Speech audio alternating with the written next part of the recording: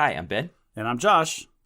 And this is the Bad at Magic podcast, a podcast about games, life, and other things. And welcome to episode 104.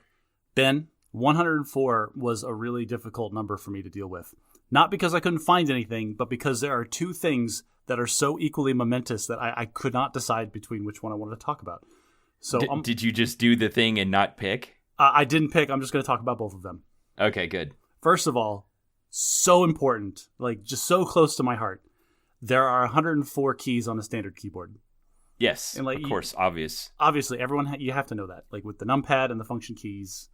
I think my keyboard that I actually personally have has a couple extras, but those are macro keys, and those are, not industry mandated or specific, and so we don't count those as the standard keyboard layout. Yeah, I was glancing at my keyboard, and I've got like a play and a stop and a mute and volume up and down, cut, copy, paste, and a few others.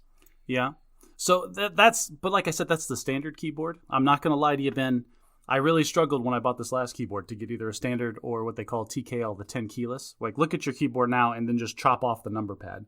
And it saves a significant amount of room on your desk. The problem is, I don't know if I've mentioned this before, but I'm an accountant, and so I use the numpad quite a bit. But I've since seen that people solve this problem by they get the TKL, the 10 keyless keyboard, which frees up their desk space, but then they get an extra USB, just a numpad, and they put it somewhere else for when they need it. Okay, but I'm dying to find out what else in your life was as significant as the number of keys on a keyboard that was competing for this slot in this episode. Not my life, Ben. Our life. Our joint life together here on the internet. Episode 104. This is the season finale of season 4 of Bad at Magic. Oh, wow. Holy cow, we're going into our 6th. I thought we were in our 6th year.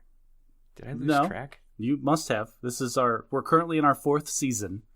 And then because we're 104 episodes, we do it every 2 weeks, so that's 26 episodes a year. So 52 episodes every 2 years. So 104 episodes every 4 years. Okay, got it. Yeah, we've just finished our 4th year of podcasting. Wow. What a journey it has been. So much has changed, and yet so little has changed.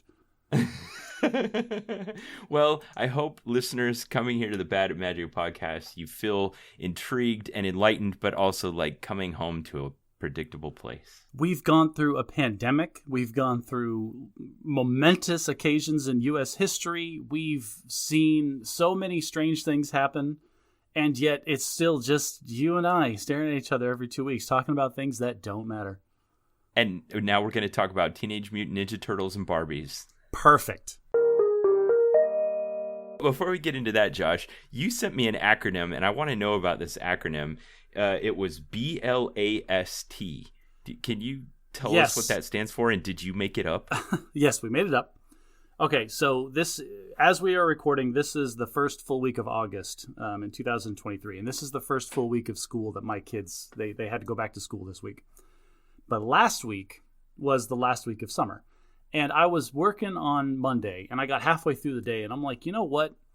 I'm going to make this week a blast for my kids. And this is an acronym that we came up with together in the car later on that week. So it's a backronym. Have you heard of backronyms before? Yeah. Yes, absolutely. Okay. The military is full of those.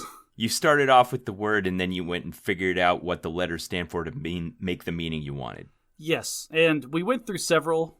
This was it's not great, but it's the one that we settled on. It was the blowout last awesome summertime. Okay, I love it. So we decided to just do something fun every day of last week, as the last hurrah before the kids had to go back to school. So on Monday, I took them to a trampoline park after I got off work, and then Tuesday we went to a little local water park after work on Tuesday. Wednesday we went to an arcade and stayed there way too late for a school night. My wife and I both suffered for that. Thursday, we went to Medieval Times and saw the Knights Joust, and that's always a great time. I lost my voice cheering for the Knights. At one point, my daughter pulled me down to be like, this is all fake, right? I was having more fun than they were, I guess. And then, Josh, Friday we went to Friday I'm breathless just listening to this. That is so awesome. It was fun, and the kids really liked it, and it just absolutely annihilated our budget for the month of July, and so we're going to have to make up for that in August. The sacrifices and the extent to which you and Nicole go to make your children's lives magical. How awesome for them. Stop it. It's gross. We had fun. It was a good time. That's what the blast was. Yeah. Well, how great is that? So one of my favorite podcasters is one of the co-authors of Freakonomics, Stephen Levitt. And he's a professor of economics at the University of Chicago. He's also a really good interviewer, but he also is, surprising to some, a father of 6 children. And he talks about how he had been interviewing someone once, and they spoke about the remainder of their parenthood in terms of the number of summers remaining with them. Aw. Yeah. And that really hit me kind of hard because I was thinking about how few summers I have and how I'm completely away for one right now. So I have a daughter who's 13 and a daughter who's 15 and a son who's 17. And when I get back from this deployment, he'll be in his senior year of high school. And when he finishes high school, he'll probably go serve as a full-time missionary. And I've had my last summer with him already. My next daughter, I'll have 2 left. And my next daughter after that, I'll have 4 left. And that's it. And I've got 6 summers left with my remaining 3 of 6 kids. If I had a soundboard like a DJ, I would have like slowly faded in like a violin serenade in the background as you gave that little spiel about how sad you are that your kids are all leaving. But I also get a great deal of fulfillment of looking at you 7 years back in time from me and seeing you going through this with your kids and the extent to which you, Nicole, are going to make their lives magical. So thank you for that. Well, let's be clear. Like, I'm not the altruist and you're not the terrible person, right? It's always a blend of both, because there are the days where I look at both my kids and go, I can't wait until you're gone and I get to reclaim all of the square footage of my house that's dedicated to you. Yeah, and the things you're picking to do to have fun with them are things that you think will be fun too. I mean, I think no parent like stocks food in the house that the kids like that they absolutely hate. That's fair. Yeah. You find those middle grounds, right? You're introducing, like, I took my son to Friday Night Magic on Friday. He likes magic, but he only likes magic because I made him like magic. Yeah, my 2 oldest sons are like that. I've tried to find when my daughter decided she didn't like magic, I realized I was going to have to compromise a bit more. So with each of my kids, I've tried to find something that we like to do together. And like you said, it's a compromise. I can picture the moment in my mind when your daughter decided she didn't like magic. It was during her 3rd introductory game at the kitchen table when you whirlwind slammed Questing Beast onto the table and then absolutely wrecked her and then made fun of her about it for the next 10 minutes. Not everyone can come back from that kind of thing. Well, speaking of playing Magic the Gathering on the kitchen table, one of the most famous kitchen table Magic players is popular musician Post Malone. And in the past, on this podcast, you had jokingly, but maybe half seriously predicted that when the dust settled and the one ring had been found, that it would be in the hands of Post Malone. So do you want to tell what happened this last week?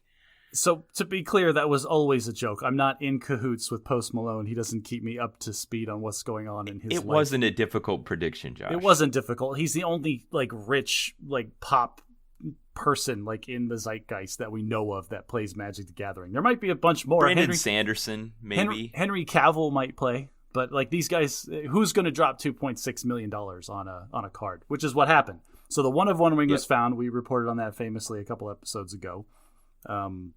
And Post Malone ended up being the person to buy it. And Post Malone bought it for $2.6 million.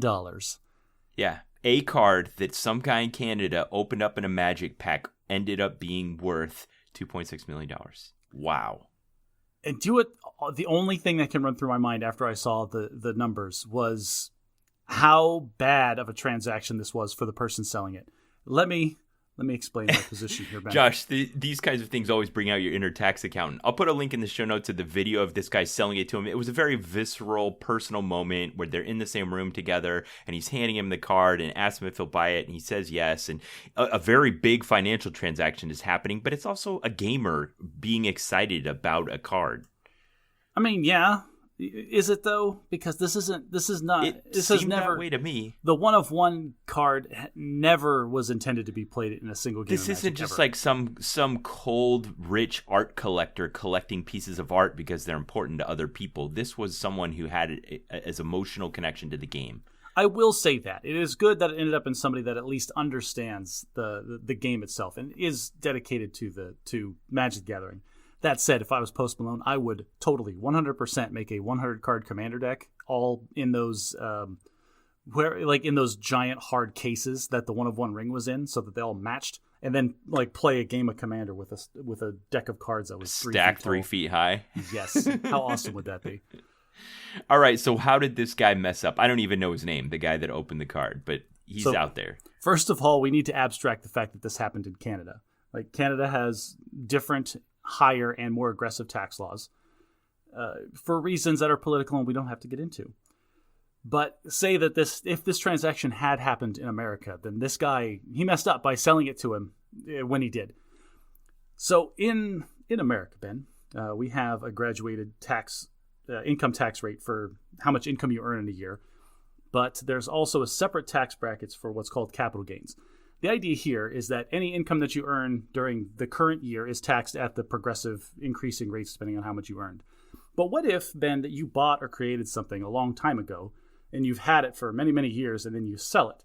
Well, it doesn't seem fair that you get taxed at the income as if it was income to you today at that graduated scale, because this is something that you've had forever.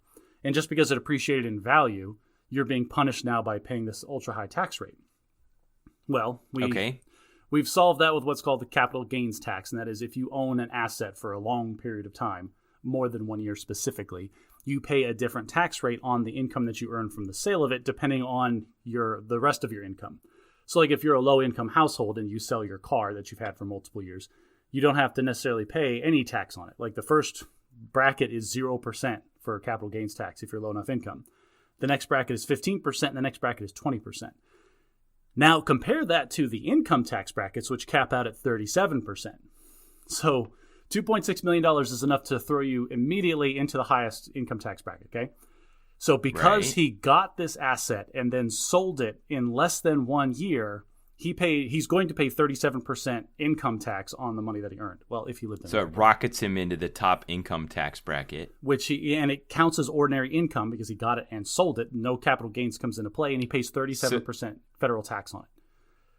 Okay, are you suggesting he should have just waited until the next fiscal year to sell it? He should have held on to it for a year and a day, and then he could have sold it.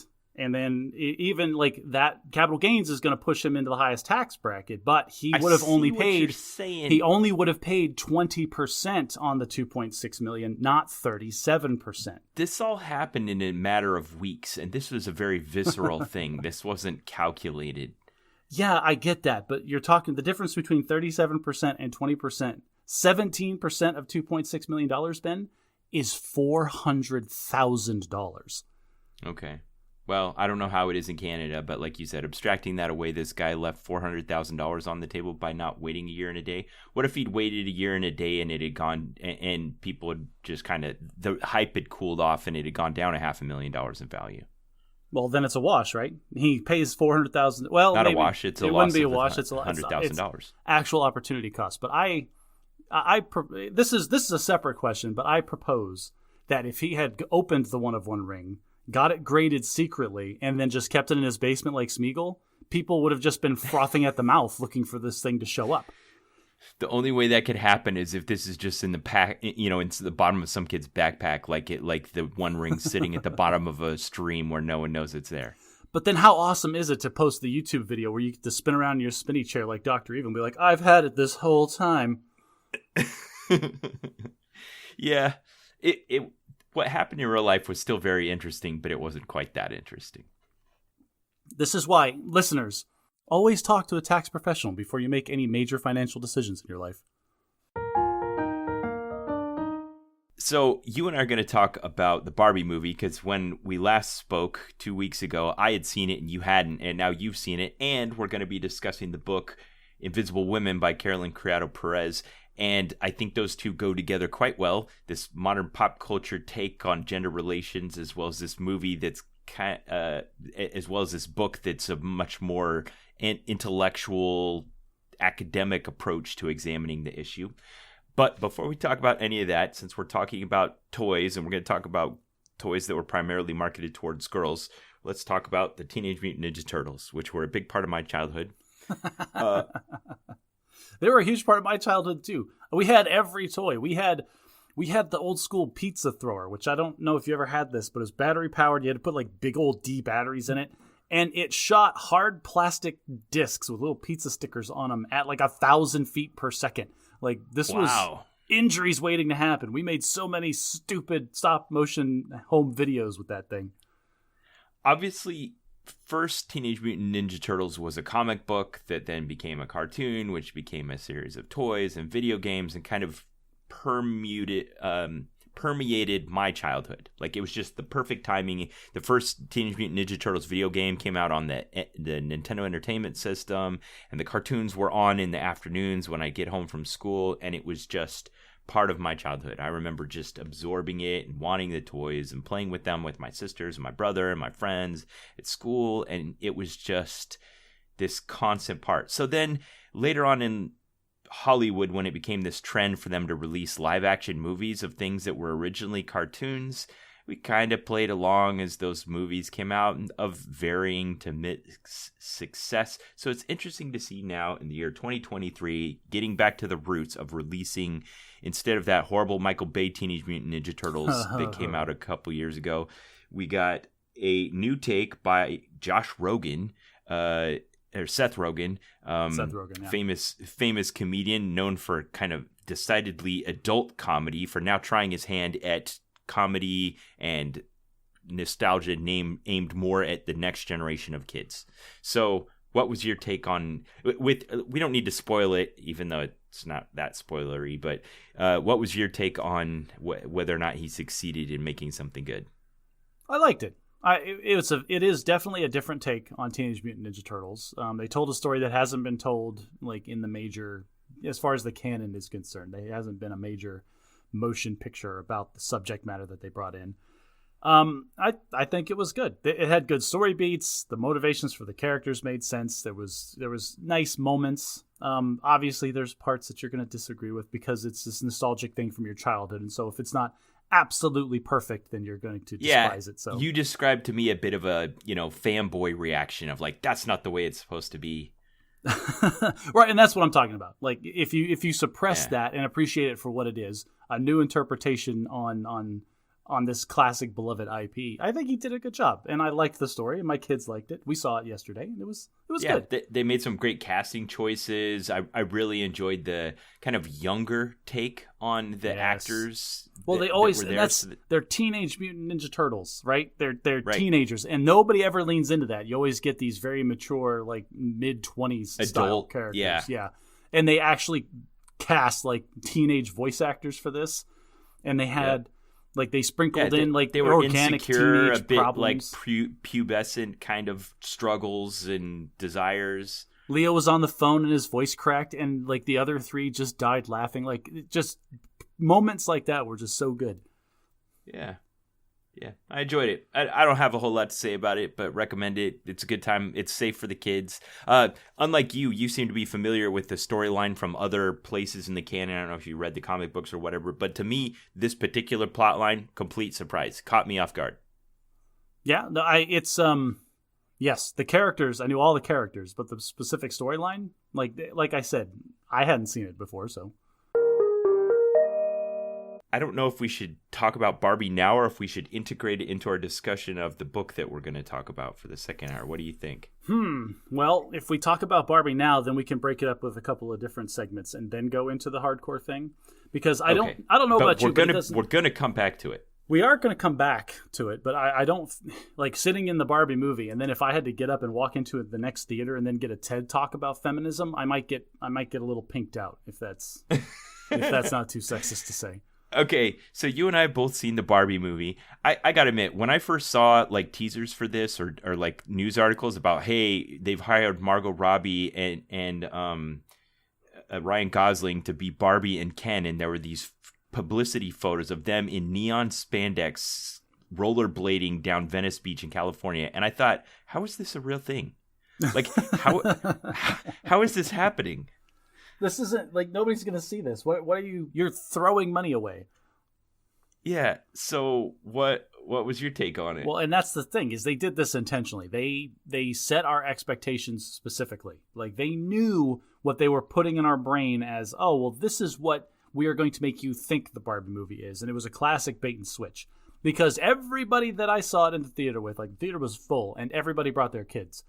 Oh, this is going to be some super lighthearted comedy about Barbie and Ken in the real world. And look, there's Will Ferrell being Will Ferrell silliness and just random things that are happening. Oh, this is going to be a total comedy. Little did we know that every scene that was in the trailer came from the first act of a 3-act story. And wow, did that tone shift quickly and hard. Yeah, it really. Okay, so spoilers for Barbie, obviously. Oh, spoilers for Barbie. It really was. Like you said, all the trailers kind of looked like they were in this magical faraway land, and we were just going to spend our whole time there. But the main conceit here is that there's some kind of connection between the real world and the Barbie world, and something's wrong, and she's got to leave the Barbie world and go to the real world and try to fix it. Yes, and which at the same time you're thinking, oh, this is fun. Now Barbie's just going to be in the real world. Right, but then, classic fish out of water tale where we examine ourselves by having this foreigner come in and react to everything that we do. I'll tell you right now, Ben, I knew that the movie had taken a turn when they were in that scene that you were describing, where they're in their neon spandex rollerblading down Venice Beach, and everybody was looking at them, and then Ken makes a point like, I feel so seen. This is great. And then Barbie goes, I feel nervous and kind of threatened. In my seat out loud, I went, oh no, we are watching a very different movie. Yeah, and even that particular scene of dialogue where he was feeling empowered and energized and she was feeling threatened and insecure, that really made me examine my biases. And if that's all they were trying to do, success. In such a lighthearted, non-threatening, easygoing way, because they didn't dwell on it, they just said that and then moved on. That particular bias, I still have it, but I'm aware of it, and I've been aware of it ever since I told my wife one time. Like she's like, "Oh, you're gonna just go out with your friends and like get some drinks, and then just get an Uber back." And then she looked me dead in the eye and she goes, "I will never get an Uber by myself to go anywhere." And then we had to have the discussion about how like I just see Uber as a convenient mode of transportation, and she sees it as a 1 in 10 chance of being kidnapped. Wow.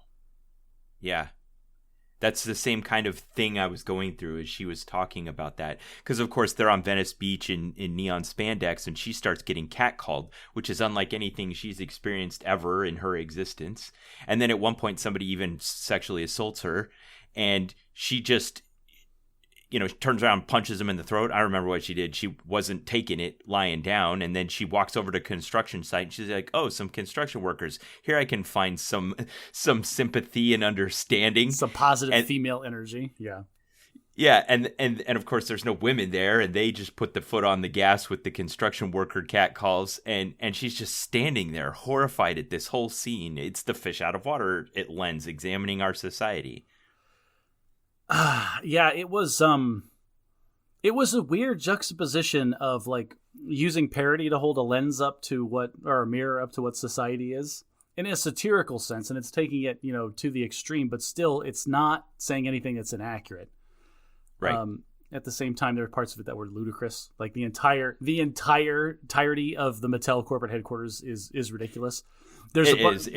It was almost like Joel and Ethan Coen's epic The Hudsucker Proxy, where there's just this giant building full of endless offices, identical cubicles with workers toiling away in gray office spaces. My favorite part of that was the cubicles had no doors. They were just 4 walls. Like you couldn't get in or out of them. The intent is just like these interns just live here. Like you're in this cube, now do your work. The weird thing to me about all of that about Mattel Corporation was that the Mattel Corporation had to be on board for this whole thing. They had to sign off on it, yeah.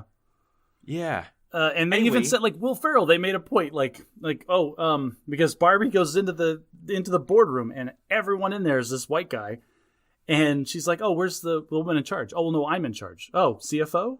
Like, CEO? He's like, no, we're all men here. She's like, that seems a little weird. And he's like, what? How dare you? We've had 2 female CEOs in the history of this company. So, yeah, there. Yeah. Like he had won his point. And it was done with this kind of straight-faced, modern way that we do that kind of thing, where we tout our multicultural credentials, as if, you know, we had somehow done something for women's rights by ever having had a woman officer at any point in the past. Like, the status quo, it doesn't need to be defended if the entire board of directors is all men. And that's what it's challenging, right? Is just this. Right. I saw a really good reflection on it. Was that it's taking both worlds. It's taking like a matriarchy, like the Barbie world, where the Barbies are in charge, and the Kens, they didn't even know where the Kens lived. Like, we think the Kens were just homeless. And then you flip it and juxtapose it with the modern world, where there is a very real and kind of not silent, but just very male bias that exists in the world, in the background. And like the idea was that neither one was ideal, right? There was problems with both of these, and like either one would need to be adjusted before it was perfect, quote unquote, for anybody to live there. So I was the oldest of 6 children, and it was me and then 4 girls and then my brother. And there was a good stretch of time where it was just me and 4 girls. You know, me and 1, me and 2, me and 3, me and 4. And in my house, we had this mix of the boys' toys and the girls' toys. So there were a lot of naked Barbies in my childhood. You know, just a humongous collection of Barbie toys in my house. And I played Barbies a lot growing up. If you were to say that in the 1980s, we'll just say the 1980s and 1990s, there was Barbies was the default toy for girls. What would you say was the default toy for boys? Maybe in the earlier half of that. Oh, geez. You want me to say like either Teenage Mutant Ninja Turtles, which I had, or G.I. Joes, which I also had. That was the one that came to mind for me, was G.I. Joes, which I had. And then later Teenage Mutant Ninja Turtles. But G.I. Joes, it's funny, if you look at those two in contrast to each other, Barbies are like these very idealized, maybe even to a caricature, even an unfair point of view level of beauty standards and fashion and stuff. And G.I. Joe were just very utilitarian. They're focused on the task of executing war. And if you were to say, I'm going to make a G.I. Joe movie, that would immediately call to mind this idea of a conflict between G.I. Joes representing American values and Cobra representing the Cold War and communism, and the plot kind of falls into place. But if you're to say, let's make a Barbie movie, what's the plot going to be? Now, I agree with what you're saying, and I'm on board with what you're saying, but you completely derailed the conversation when you implied that you're not aware of the existence of multiple G.I. Joe movies. Oh, I get it. I don't really want to talk about those. Okay, yeah. All right, yeah, sorry. But I get what you're saying. Like, you're making a G.I. Joe movie. Oh, this is going to be a hardcore action, like oorah, no plot, no feelings, spit in the bad guy's face war movie. Yes. Right. The movie kind of writes itself. Yes. But if you're making a Barbie movie, what's the plot going to be? So that's what I went into this like. They didn't call it Barbie and the takeover of the corporate underlings. It was just Barbie. Barbie versus the patriarchy. Right. It wasn't any of that. It was just Barbie in that timeless curly Q font. Yeah, and we should have gotten our first clue when the narrator opened up with, Barbie was created in 1950, whatever she was, and solved all problems for femininity from that point forward forever. Like, that's not quite the hot take I think you think it is, narrator. Yeah, so that was Helen Mirren, who has an interesting history with feminism. But you can look at... Okay, so when I was a kid and someone said, hey, let's play Barbies, there was a specific game. It was like saying, let's play Cowboys and Indians. When you say, let's play Barbies, what comes to mind? What do you think that means? That means what it means when my daughter asked me to play Barbies with her. It means sitting on the floor in her room with her Barbie dream house and all of her Barbie friends and basically doing improv with puppets where it's just, there's never a no, it's always yes and you just yes right. And everything that she does with her characters until you have mermaids living on the roof somehow. That sounds like the movie. Yeah, and there's this kind of undertone of these things represent life. We have these dolls and they're going to reenact scenes from a daily life. You're going to react romance or careers or achievements or those kinds of things. And you could tell that the filmmakers realized they had all that onus upon them and they addressed it in the narration and the plot. Like, these represent human achievement. How do we do? Yeah, and early on it was Like, oh, look, they're here. And they even address in the this Barbie specifically. world. Yeah, in the Barbie world, it's like, oh, we're so great. Women and Barbies can be anything. And they're the president. And they go to space. And they're engineers. And they're the construction Supreme workers. Court justices. And they're the mayor. And they're the governor. And there was a scene with a high school girl interacting directly with Barbie and just pulling the rug out from under her in a way that you felt bad, like you would in high school if you saw this happening. Like Barbie got super mean girls. She just annihilated her in the mean girl way, and Barbie cried. Barbie cried and then ran out of the cafeteria area in a way that probably happens 3 times a week in that high school, but still, like, it was rough. Yeah. So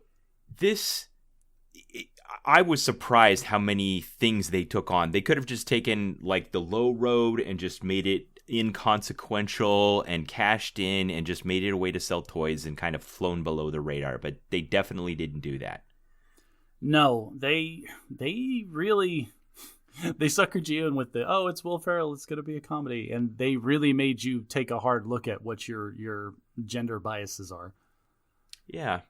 And they acknowledged it. I'm surprised, again, Mattel bought off on this. Like, they acknowledged the controversial nature of the doll. I mean, Barbie's always pushed against standards from when she was brand new, where people were like, is this inappropriate as a children's toy, to they touched all along the way along all these controversial versions of Barbie that had come out. Multicultural Barbies, pregnant Barbies, Barbies whose bosoms grow as they reach maturity. I mean, just they left no Barbie stone untouched, and I bet there was a lot of fan service to collectors there with like some of the outfits they were wearing and clothes they were throwing out and stuff like that. Well, I mean, it didn't. I get what you're saying there with the fan service. It would have been more fan service if they didn't, like, when they threw one of these jackets in the air, the jacket didn't freeze for a second, and then they actually brought up the title of like, oh, this is Ken's, suede, like, fur-lined mink jacket or whatever. And then I didn't look any of those up, but I'm guessing those are highly sought after collector's items worth a great deal of money. Or they're all brand new, and the whole movie was just a merchandising opportunity.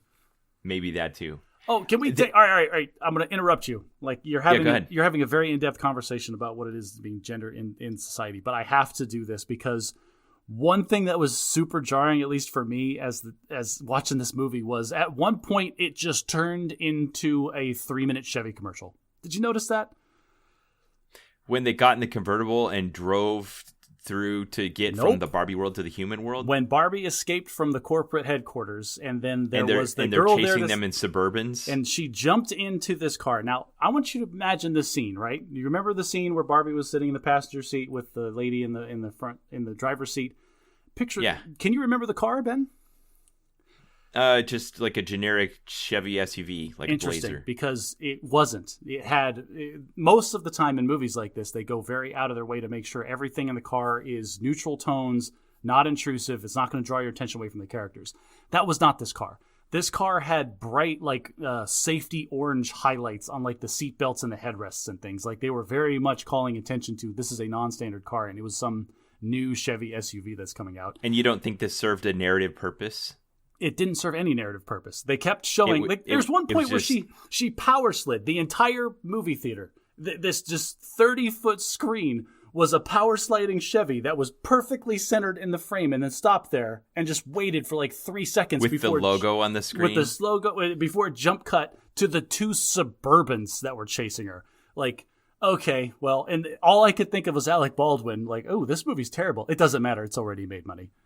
I mean, I'm a bit of a car guy, so it always stands out to me when you see like a car chase, and the car that they're driving, the car they're being chased by, and every car around them on the road is all the same brand. Yeah, that's exactly what happened. But it just went, like I said, with the highlights and the things in the car, like it actually drew my attention to what car are they in? This is unlike any other movie car I've seen. And that's like, oh, they did it. They got me.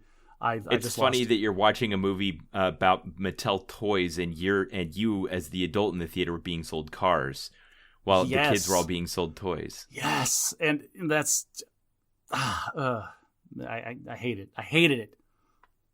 Okay, so they were kind of acknowledging the idea of this rampant consumerism, while maybe there were some ideas, and they even starred an actress standing in as the person who founded and created the original Barbie doll. Like, what was she trying to accomplish by creating this doll? What values was she trying to transmit into society, to children, to those kinds of things. And they kind of grappled with, like, we were trying to promote women being successful, women being empowered, women being beautiful, all these kinds of things. And yet how in the actual execution and the actual use of it, it got a bit muddled. And that was the scene you were talking about with the teenage girls being like, yeah, that's not really what it is. This is just toxic. Well, and it goes, that's a bit of presentism, I think. Like, honestly, even looking back and saying, like, oh, my intent in creating this doll was to drive femininity. That, I don't know if that's the case. I've not done enough research into the original creator of Barbie, and I really hope that's what it was. But at the same time, like, even like with the best of intentions, you're talking about getting involved with this huge corporation whose primary motivation is not to drive good social values, but to drive up their bottom lines. And so I can see having like the idea team or the pitch team that's coming up with like very good things for like, oh, let's have a Barbie doll that encompasses or can somehow demonstrate and show what it's like to go through major bodily changes that will really help translate what life experience is for these teenage girls. But by the time it gets, designed, engineered, and pushed through the marketing system, how that message can get skewed and or simplified and or just totally taken out of context. Yeah. So we have all these characters that are enacting these various parts of this story. You've got the Barbies, all the different things, and then we got the Kens. And the way this was depicted in the beginning in the Barbie universe, it was kind of like this matriarchy where the Barbies are in every position and the Kens only have value because when the Barbies pay attention to them. They said that, like, those words verbatim. It's like, oh, every day is the perfect day for Barbie. And then they showed Ryan Gosling standing there in anticipation, like, waiting for her to look at him. Every day that Barbie sees Ken is Ken's perfect day. I'm like, ooh, that just really defines all of Ken's character there in one sentence. I think they also said, but if she doesn't pay attention to him, he has no meaning. Oh, poor Ken. Yeah. Well, we're talking about Ken. Ryan Gosling as Ken in this movie is my spirit animal. Like, just, I just want to give him every scene. I just felt like I wanted to give him a big hug. And like spoilers for Barbie, everyone. Like, Ken experiences what the real world is like. It's like, men are in charge. What is this? And goes back to the Barbie world and then takes over and creates the patriarchy and just takes over all the Barbies. And yeah, and he puts on this huge macho expression like he's taken over and he's in charge, but it's not enough. And it never could be enough. It's not filling the void that he thought it would. And when the original Barbie comes back, he's all out of countenance because he's only doing all of this so that the real Barbie will like see him and like love him the way that he loves her. And it didn't happen. And it like he is at the top of this pyramid and he still like his whole personality collapsed because she didn't like him enough. And oh boy, Ken, I've been there, buddy. I feel for you, man. Yeah, I feel like the real heroes of this were the misfits. It was weird Barbie and Alan and Gloria that were, the ones seeing through all the problems of the purified versions of masculinity or femininity to try to find the nuance that's where we really live. Well, hang on a second. Who do you think was the antagonist in this movie? I don't know. And the motives didn't directly oppose each other. Like Will Ferrell's character as the CEO of Mattel, he wasn't necessarily mean-spirited. He was just trying to make money, and that didn't necessarily always align with or against anyone else. Yeah, that was just a complete tangential motivation. Like, he didn't care what happened.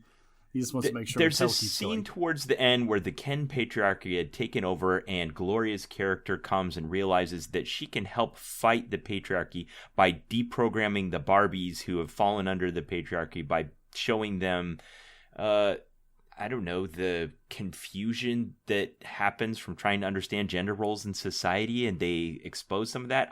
They kind of lost me at this point. I think the intent there is to deprogram the Barbies that got brainwashed into just being, the idealized like patriarchy version of women, like in the kitchen just serving men and not speaking out of turn or whatever. Right. Barbie gets back and they're like dressed up as cheerleaders and cheering on Ken's playing beach volleyball, and she's like, "But you're the president. Yeah. What are you doing?" But so they get deprogrammed, quote unquote, by having. I forget her name, and I don't know. The other actress, she gave this speech about what it is to be a woman in modern society. And basically, it just gave this nuance. And the way that I interpreted that is for the Barbies, everything was all or nothing. Either they're in charge or the Kens are in charge. And then this person comes along and then explains that, no, it's a much more nuanced relationship that exists between the genders in modern world. And that allowed the Barbies to then pick a part on the spectrum that they would fall on normally. Yeah, America Ferrera's character Gloria was the girl that owned stereotypical Barbie in the real world, and then was having these existential crises and thinking about death that was manifesting itself in the Barbie world. Persistent thoughts about death, Barbie. Yeah. Now, meanwhile, in the real world, people are grappling with this. And like you said, because this actually turned out to be something with actual substance and maybe a few ideas in its head, but not, I wouldn't say it was necessarily militantly in a particular political camp. It was just asking some important questions about society and gender roles and where we are right now. And because of that, it became a bit of a lightning rod, as things like this tend to do from time to time. And I saw some of that in my personal media feed, and I sent some of that to you. So everything that I've seen is either, I think people are missing the point of the movie, because either they come out and like, oh, well, this is just another one of those hardcore feminist movies against men. I'm like, okay, you clearly didn't watch the movie or appreciate any of the nuance or have any female relatives or loved ones or any females like in your life, because everything that happened, that's hyperbole too. But there's a lot of things that if you know women and you love women, you should talk to them about, and they identify with things that happened in this movie. Like, this movie is not a complete satirical farce about what the real world is. It isn't. At the same time, if you just say that, like, oh, well, this is, like, again, if you're just saying, like, this is a great movie about feminism, I think you kind of missed the point too, because they had the Barbie world where the Barbies were in charge, and every Ken felt so disenfranchised and so out of touch and just lost in their own existence that they were willing to take over the planet at the drop of a hat in this weird social uprising. Like, it's showing both sides. It's not a, like, yes, it's a feminist movie and it's pushing those ideals, and that's a very good thing because there's not enough of that in society. But at the same time, it's just showing that these systems can't exist as polar opposites. Like, we all have to come together and communicate and figure this out. Yeah, even now, as I'm kind of grappling with trying to distill what was going on in that movie down to a single question, I can't. And I think that's part of the beauty and the timelessness of what they actually managed to accomplish in the execution of making this movie, is it isn't distillable down to a single question. But among them, one of them is, like, however noble the original creator of Barbie's purposes may have been to create these beautiful dolls that show women being in positions of power and being successful, that didn't translate into that in the real world. So we still need to grapple with these ideas of how we treat women, how we value them, and what their role is in society. And that's what we're going to get into in the second half when we talk about the book. Yeah, that's there's a lot that we need to talk about, like, before we even get back to talking about this. And like, I am constantly over here afraid that I'm not communicating well. So let's just move on for now. So this movie has generated almost $900 million at the box office, so we're assuredly going to get a sequel. Will they be as successful at navigating all of these social lines? Oh, I don't know. What is Barbie 2 going to look like? No, this movie can't have a sequel. Like, it cannot. Like, anything that that's you do, what I think too. It'll just cheapen the original. But as a side note and a reference to episode 103, holy crap, Josh, the Wikipedia article for the Barbie movie has 245 references. You see? Go look up any physics article, and it's going to have half of those references. Let's do a bad at segment. Josh, what do you got? Okay. So, Ben, I'm so old. Let's do bad at being alive for a second. Something happened to me last week that has really been devastating to my self-image as a capable, strong, adult man in society. Josh, you sent me a selfie of yourself in a hospital bed in a hospital gown, and I was like, the heck is going on?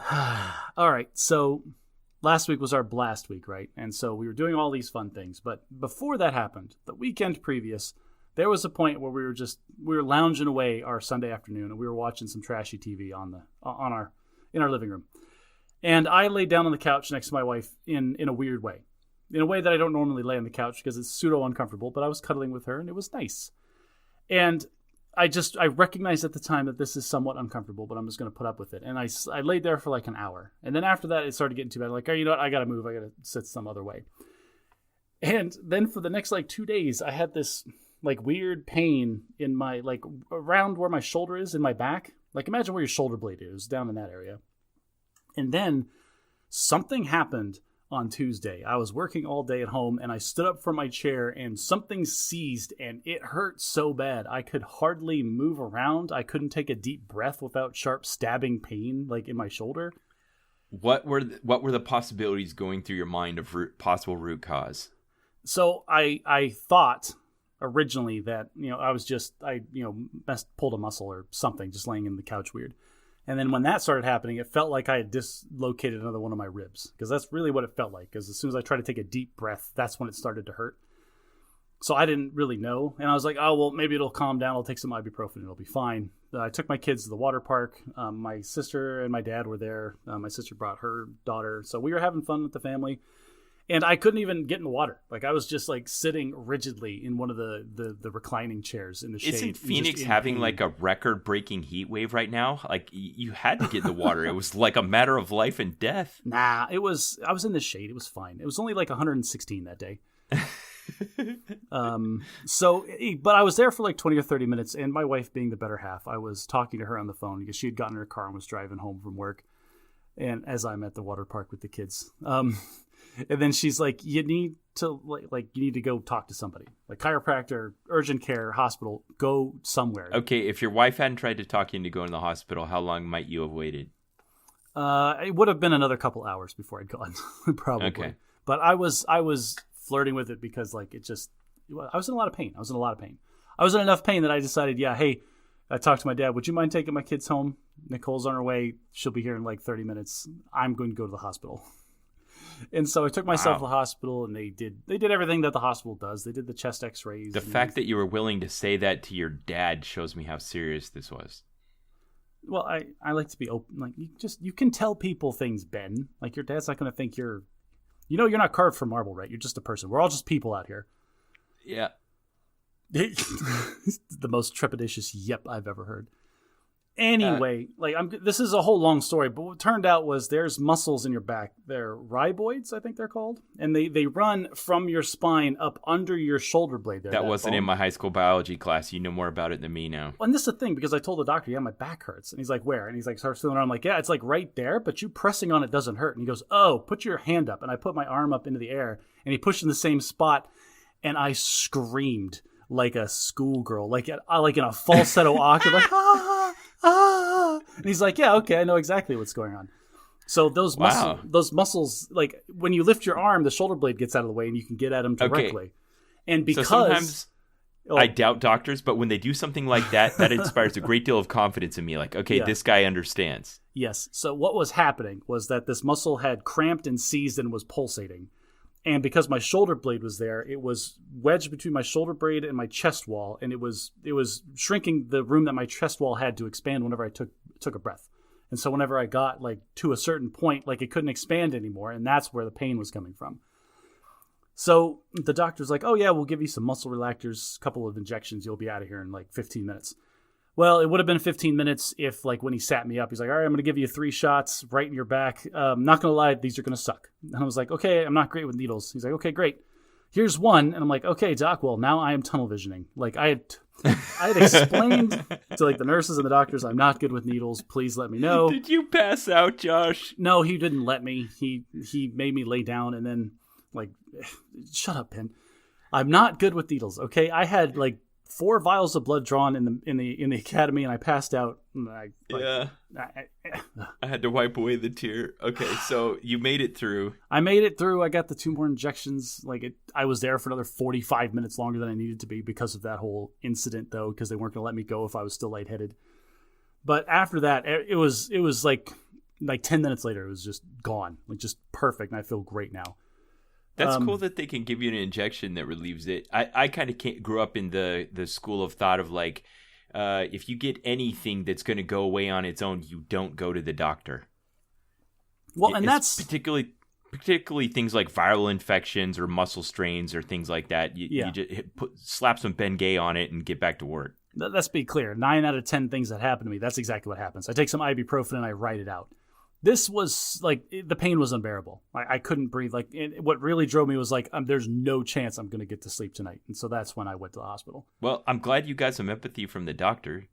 Well, apparently it's happened to him, and he showed me some stretches I can do, and I've been doing those. So that's helpful. Anyway, this is all way too much detail for what the reason that this is titled Bad at Being Alive and why this is so devastating to my self-image. Okay. Ben, I laid on the couch weird for an hour, and I had to go to the hospital because of it. Yeah.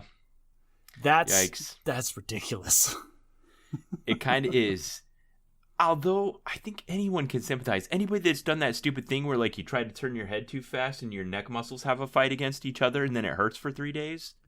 You know what I'm talking about? I do. I know exactly what you're talking about. Ben, I was the center in my high school football team. Like, every day after school for hours on end, I would slam my body into other people as hard as I could over and over and over again. Here we are, 25 years later, and I can't lay on my couch in certain positions for fear of injury. Okay, but there was something about this that just felt particularly like a milestone of being like, I'm old. I hurt myself sitting on the couch. Well, like I've had injuries like this before. Like, oh yeah, my knee hurts, but that's because I've been running, 25 miles a week, and I just need to back off a little bit. It's like, oh, I pulled this muscle because I was trying to squat a little too much weight. This was a couch sitting injury, Josh. This was a couch sitting injury. Nothing but gravity and me being too lazy to switch sides. Yikes. Okay, I see why that did a little bit of damage to your self-image. And you know what? I say damage to my self-image. This is actually probably a good thing. I can't keep thinking I'm a 26-year-old dude in great shape when I'm this old, or else it's just going to get me into trouble. Yeah. So I read an article about this recently. I think it was in The Atlantic about how it's characteristic of humans to always have this residual self-image that's younger than you are. Yeah. And even these moments that maybe do us a little reset, it doesn't catch you up to the present. It just maybe makes you move up from 26 to 28. So here's a weird, I don't know if this is related or tangential, but this came to mind. Like this entire week I've been thinking about this self-image of age, right? I've played role-playing games since I was in high school, right? And whenever you sit down to play a role-playing game, you have to make a character sheet. And on that character sheet... You make a character sheet and you specify the character's age. Yes, that's one of the things you should do is you fill in an age. You have to put a number to it. And in your mind, you have like, you're imagining what this person is. And I remember growing up, I always put them in like the low 20s. Because in my mind, somebody in their 30s can't do this kind of stuff. They can't go on these big adventures. And then as I got older in my 20s, I'm like, they could totally be in their young 30s. It's fine. And then now here I am like pushing 40. And whenever I'm going to sit down and make a character, I'm like, yeah, this guy, it's going the other way, though. This is the problem. It's like, oh, he could be my age, but it's probably more like 35, not 39. Let's push it down just a skosh. And so that's probably the residual self-image I'm having. Like, I'm going to sit down and make a character. I'm going to put the age, not that I want this character to be, but that the image that I want to be. And when I was young, it was always like a little bit older. And now that I'm older, it's always a little bit younger. Josh, that was a beautiful little microcosm of this podcast. We interface with the world sometimes through games, and the way that we play games kind of reflects our psychology and our perspective on the world and what's happening around us. Yeah. Maybe this is just a glimpse into the psychology of how I view myself. Yeah. Well, we've already talked about magic a little bit, but you had something pop up this week where you wanted to talk about magic a bit more. So let's do a Bad at Magic segment. So I talk about the prof over at Tulare Community College. Hey, prof, sponsor the podcast. Professor, I don't know his name. He just calls himself the professor. Yeah, he is, like, you talk to any magic geek, it's the professor. His first name is Brian. I don't know his last name. Yeah. But he's great. And he's always talking about the prices of the game and the best way to get into it in different formats and just commentary that we all want. Like, he distills it very well. He fills several niches in the magic community, but one of them is kind of being the voice of being a plain talker that isn't beholden to the corporate overlords about the value of things. And if he thinks it's a good value for you to buy packs, he'll tell you to buy packs. And if he thinks that you shouldn't buy packs and you should only buy singles, he'll tell you that. And he kind of has a reputation of being a straight shooter about that. I appreciate him because when I see like a new set coming out or something happening in the magic sphere and I feel like general discontent, I'm like, this doesn't make me happy, but I don't know why. He's always very good at picking out this is why this particular product articulates the point. Yes, puts a real point on, and I love that about him. He mentioned something in one of his recent videos that just was a lightning rod for my brain and really catalyzed a lot of different thoughts that I've always been having on this podcast, talking about the business aspect of Wizards printing these cards. Mm-hmm. And I am adamant, like every time that I talk about this topic, I've always said, well, Wizards doesn't have a stake. The people that make these cards don't have a stake in the secondary market because they don't buy and sell their own cards. They sell the cards at a fixed cost, and whatever they make in the secondary market is whatever. It doesn't matter. Well, he said something that really catalyzed with me is that Wizards knows what the secondary market is. And this is a key fact that I never factored in. They know what cards cost on the secondary market, and they recognize that they can have reprint equity. They can decide when and if they are going to print or reprint specific cards that are very high priced in the secondary market, and they know they can use that to drive sales. So, like, one of the things, the recent set that just came out was Commander Masters. And the idea of this set is that it's 100% reprints and specifically geared towards the Commander format. So it's a lot. Right. They're trying to pick cards that are rare because of their value in the game, and then make them available to ostensibly reduce the price or make them available to more people. No. The other way around. They are picking the cards. Okay, but I'm saying what the conventional wisdom is. Yeah, right. That's the conventional wisdom. Is Wizards recognize that there's a problem. This card needs to be reprinted because it's so expensive, so they're going to reprint it. Yay! And now it's going to drive the price down and make the game more accessible to everyone. You're saying they're waiting to see what the expensive ones are because they know that will guarantee sales. Well, here's the thing. Have you opened any Commander Masters packs? Just a handful. I do, like most people, and just buy singles. So here's the thing. Commander Masters draft boosters are 20 cards, not 15. And they have more uncommons. They have one more rare, I think. And they're not the $5 or $6 or $7 or whatever a draft booster is. They're $16. I enjoy the possibility that I'm going to open a foil Ragavan and, that's worth $200 as much as the next guy. But I'm not going to open a case to try to get one. I'll just open a few packs here and there. But this is what I'm saying is, like, the packs that they are selling right now for Commander Masters are more expensive than any other set normal booster packs. Like, if it was just a normal set that came into standard, a draft booster is what, $8-9, I think? Yeah. I don't even know because I don't buy packs. But these packs are like $17 a pack, Commander Masters, because they've got more cards in it ostensibly. But what Prof is saying is, like, they know that these cards are valuable. They know that we are willing to spit out a premium price to try to get them. And so they waited until they had the opportunity to create a premium product with above average price points to reprint these things that we want. Do you believe that? It makes perfect sense. From a business perspective, this idea has... I get the cynicism there. But it fills in a gap. It fills in a gap that I've always had, is that Wizards doesn't interact with the secondary market, and that seems stupid. I've said that on this podcast. They should just sell singles. That would be the best thing that they could do monetarily. But this fills in that piece like, because Wizards is aware of the secondary market, there's no reason that they can't take advantage of it in more sneaky ways. Instead of just printing singles and selling them at the going market. And come away from it looking like they're being the good guys. Exactly. They're having their cake and they're eating it too. Not to mention there are still some notable reprints that are not in Commander Masters that are coming out in Wilds of Eldraine, the next set. So they're already using this reprint equity to hype the next set that's coming out. I get it, the cynicism behind that viewpoint and why that resonates with you. I do think that there are people up there that just appreciate the fact that they have the world's best game and that they want people to be able to play it and have a good time, and they aren't just trying to milk every cent out of every single person that's willing to play it. I think there's a middle line here. There are people in Wizards of the Coast that believe in the game and want to make it better for everyone. Yeah. And there are people that own Wizards of the Coast that sign their paychecks that say, you need to drive up revenues. Show me objectively how you're doing that. So maybe unpopular point of view here, but I think that the existence of both of those things perhaps makes for a better game. It drives for improvements that maybe just people that think they have the best interests of the community and the game in mind wouldn't come to without the drive of a corporate overlord trying to look at the bottom line. I'm not going to put a qualifier on it like that. I'm not going to say it's better. I'm going to say it's different. There's pros and cons to having been owned by Hasbro. It's undeniable that the volume of product, the amount of stuff that's coming out for a larger audience has increased since Hasbro took over. Now, the cynical side of me says that, yeah, you can play paper Magic without any of this extra stuff that they've introduced just to drive up profits.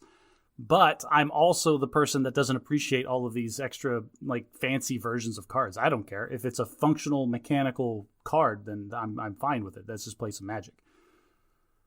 Mark Rosewater famously wrote an article where he talked about what I think he called the three... I can't archetypes. think of the terminology.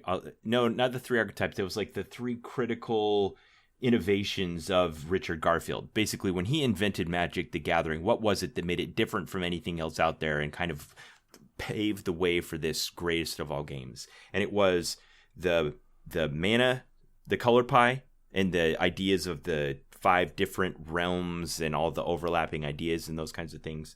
The stack, which was an interesting way of interacting in a very card complex game way that allowed for some very nuanced things to happen in the mechanics of the game that left a lot of design space for the actual execution of the game, and the fact that it was a collectible trading card game.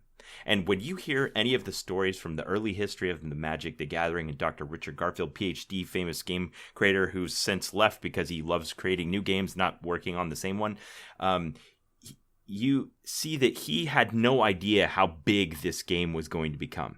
Just no clue. He didn't recognize how he just magically happened across these 3 critical innovations that led to this perfect storm that caused this cultural shift towards this idea that exceeded his wildest dreams. So, like, at first he hadn't marked rarities on the cards or set limits about deck building with rarities because he thought at most people would only ever get their hands on a couple of rares. He hadn't considered that people would open so many packs that they would get as many as possible of any given rare.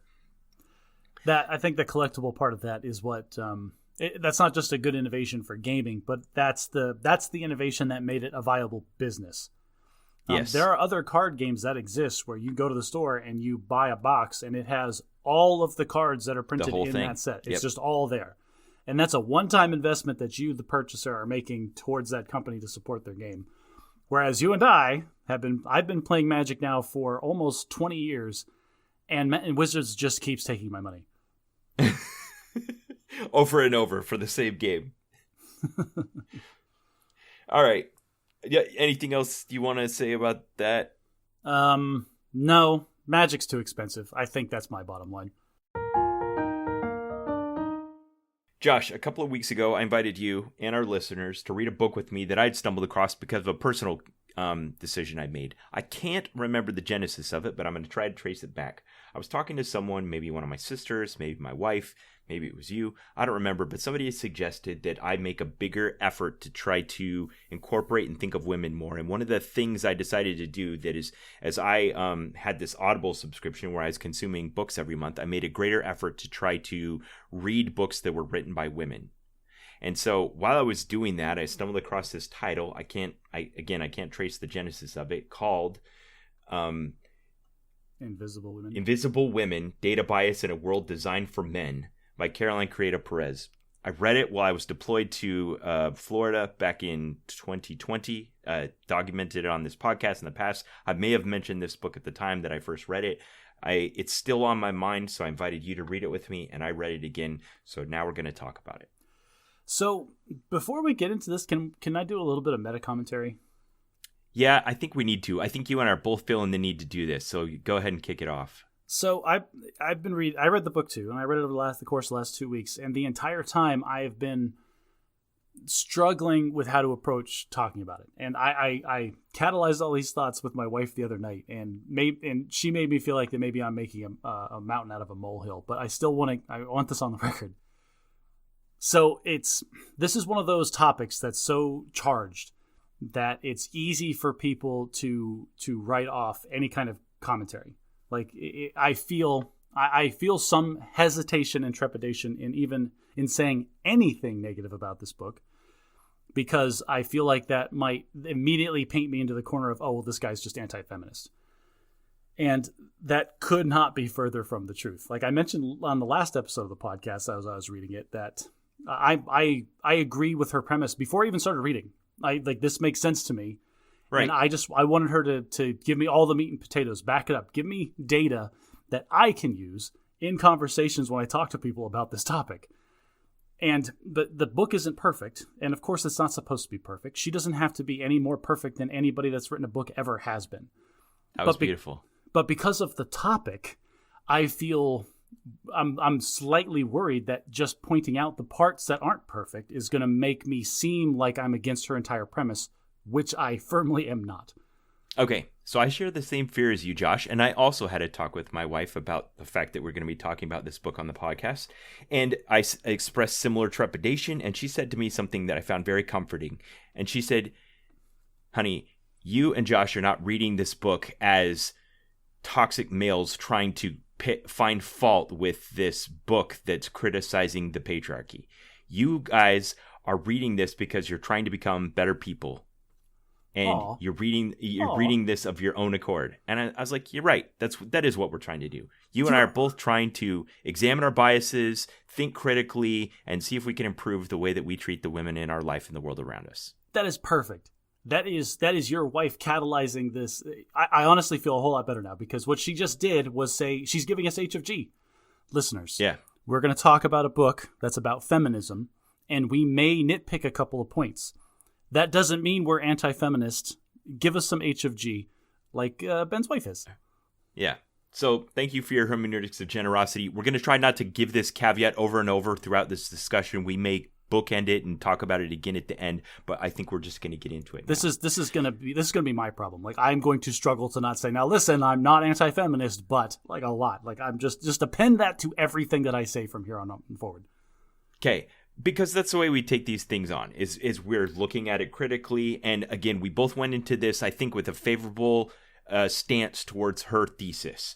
Her thesis is right there in the title: Invisible Women, Data Bias in a World Designed for Men. So if you don't disagree with the fact that the world's designed for men, by men, then you're probably on board already. And I think you and I can both agree that that's true. That is absolutely true. Like, in a weird tangential way, I've experienced this because I say this every time I get on an airplane. And like, inevitably a flight attendant will say, "Ooh, like, sorry, everything's short. Watch your head." And I'm like, yeah, it sucks living in a world built by people who are 5'10". And yeah, I know that there's biases in these things. The 50th percentile male. Yes, so exactly. she begins with a couple of anecdotes that I think anyone can agree on. Like, for instance, that the crash test dummy for nearly the entire history of the National Traffic Safety Administration has been a 50th percentile male. Like, all seatbelts, all crash statistics don't take women into account virtually at all. It's all they've only recently introduced a few ideas that even vaguely approximate women, but for the most part, we're talking about the 50th percentile male. And if you just took that and applied it to everything you can think of, you're probably pretty close to the truth. And her point is exposing all the ways in which that is a problem. And that was it. Like, this whole first part of it was this thesis that the world is designed for this fictitious person. And here are a bunch of examples of how that's causing problems for women. One of them being like the seatbelt safety design. Another one being one of the ones that I liked specifically was all the PPE requirements. Like, there are women in law enforcement and EMS that don't have the proper... PPE stands for personal protective equipment. She's talking about things like gloves, bulletproof vests, fire protection suits, all those kinds of things that if a woman wants to break into a career that's traditionally a man's career, all of the equipment designed to protect them from harm or injury is designed to fit men and doesn't protect women adequately. Right. Yeah, and those are excellent examples of how the default male thinking, she calls it, is very harmful objectively in real life. And like, it's not just, she has a ton of examples about that. She has a ton of examples of how that mindset affects women indirectly through stuff like city planning and healthcare, and then just social constructs in governance and like disaster response even. Yeah. So she divides it into 6 parts where she's examining different parts of the world around us and showing how male default thinking has colored the way that the world exists. And the problems for women range from annoying to downright lethal.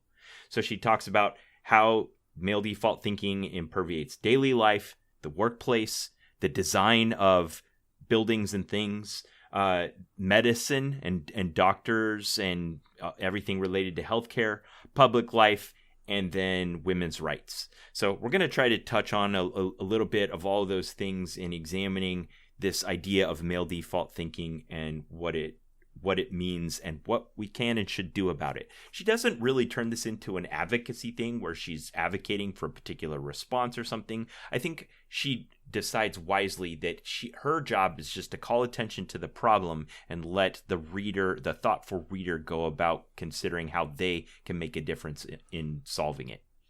Yes, I agree with that. There's very few instances in this book where she has a specific call to action. That said, like every word that she writes, this is a standard thing when you read any kind of an academic book, is the person that's writing it writes it with the tonality and the verb choices that is, my hypothesis is undeniably correct.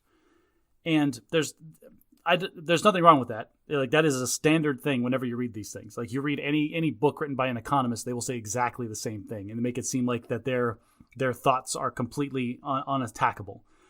Now, that said, that's weird to take on that kind of tonality when you don't and have this very like call to action-y type verbiage when you don't actually have any calls to action. Like, I felt like this entire book, she's talking to me, the reader, like, you need to fix this, but she gives me like no tools or any specific things and ways that I could. That's a two-edged sword too, because if she did, the few times that she did, it almost felt dated. Like, yeah, but that was like that a few years ago, but it's not like that anymore, so this isn't really relevant. So I was interested to know what other kind of advocacy she'd had. So I Googled her and found a couple of public talks she'd given. I'll put some links in the show notes. But one of them was a TED Talk that she'd given 8 years ago, where she talked about an experience she had that led her to writing this book. And she doesn't talk about it in the book. It was really interesting. Okay. She was going along through college or whatever, and she got turned on to the fact that the National Bank in the United Kingdom was getting ready to make a change to their currency, and the only remaining woman that was on the face of the currency was going to be taken off and replaced with Winston Churchill. And she's like, that seems like a problem. Like, half of the people in this country, perhaps more than half, the statistical evidence that there's 51% of the people in the United Kingdom are women. More than half of the people in this country are women, and yet we are taking the last woman off the face of our currency. So she joined up with a group and was picketing for this and was able to make a change, was able to influence Parliament sufficiently that they made the change and put some Jane Austen on one of the currency or something like that, and considered it a victory for just equal representation in the world.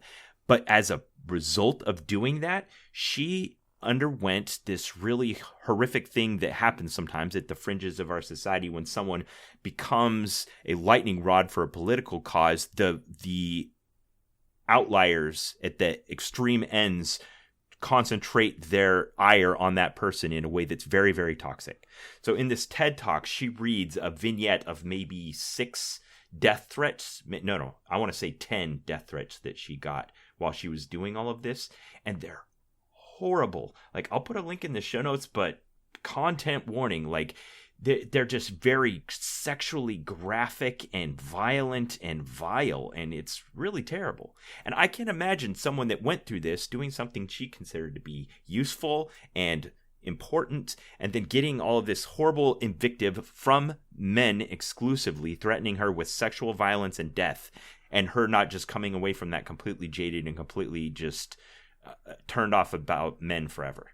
So yeah, she was fighting 2 different things here. First, she was fighting that, like the fringe of society that she didn't say, but I'm willing to say is toxically male. Like, yeah. I this probably happens too. There's probably females that go and give ridiculous death threats to men that are doing this, but it's far more likely that you hear this happening from a man threatening a female this way, not the other way around. That's one problem, and that's an issue that we need to overcome as a society. Is this, the very bottom edge of the bell curve of people and how they think. Like, be more open, everyone. Come on. But the second one was this, like you're talking about. They were just not unknowingly, but just unthinkingly going to replace the last female on the currency with a male, and that was she was the one that had to bring up, it's like, hey, this is a problem. And that's the problem, is that somebody on the outside had to come up and wave their hand and be like, oh, hey, guys, did you even think that you're taking the last woman off of the currency? And I imagine this process was not just universally immediately accepted. She had to pick it, which tells me that there was some fight from the system against it. But like, I can see this group of people just kind of like all shaking their heads like, oh, we didn't even realize that we were taking the last female and replacing it with a dude. Like, that never even entered our thought process. And really that level of thinking right there, the unknowing choices against femininity, is what a lot of this book is about. And I think she wisely shows her intellectual honesty here, in that who she's writing to is right at the heart of the bell curve. She's targeting the people that inadvertently do this because they haven't thought it through, not the ones that toxically do this because they think they're superior. Well, and this is the same thing that I mentioned earlier with when I just assumed, or I told my wife, oh, just get some shared ride service. Because from my personal... Default male thinking. Like, I'm a 6'4", 250-pound man. I don't think and worry about being assaulted or kidnapped when I go anywhere ever. And so it's hard for me, but my default is not to assume that when I think about, public conveyance or transportation or walking in different parts of neighborhoods during the night hours. And I need to build that into my thought processes, that I am experiencing this through my perspective, not the perspective of my 5'2" female wife. So she kind of goes through a litany of enumerating all the ways, like, she needed to convince us that people assume that the default human is male. And even if you don't think that you do that, you do it. It's everywhere. It's in our language. It's in our culture. It's in our pronouns. It's everywhere that the thinking is that the default human is male. She gave some statistics of things that were examples of this, like 3.3% of characters in video games are female. She talked about the way scientific... All my characters in video games are female. I'll tell you that right now. Yes, Josh, you're very equal rights when it comes to video game characters. No, that's actually the word. Dang it, man. Yes, the reason I pick female characters is because I want to look at female characters while I'm playing. So she talked about how a lot of scientific achievements that could potentially be attributed to women sometimes get attributed to men, and that was all in the introduction.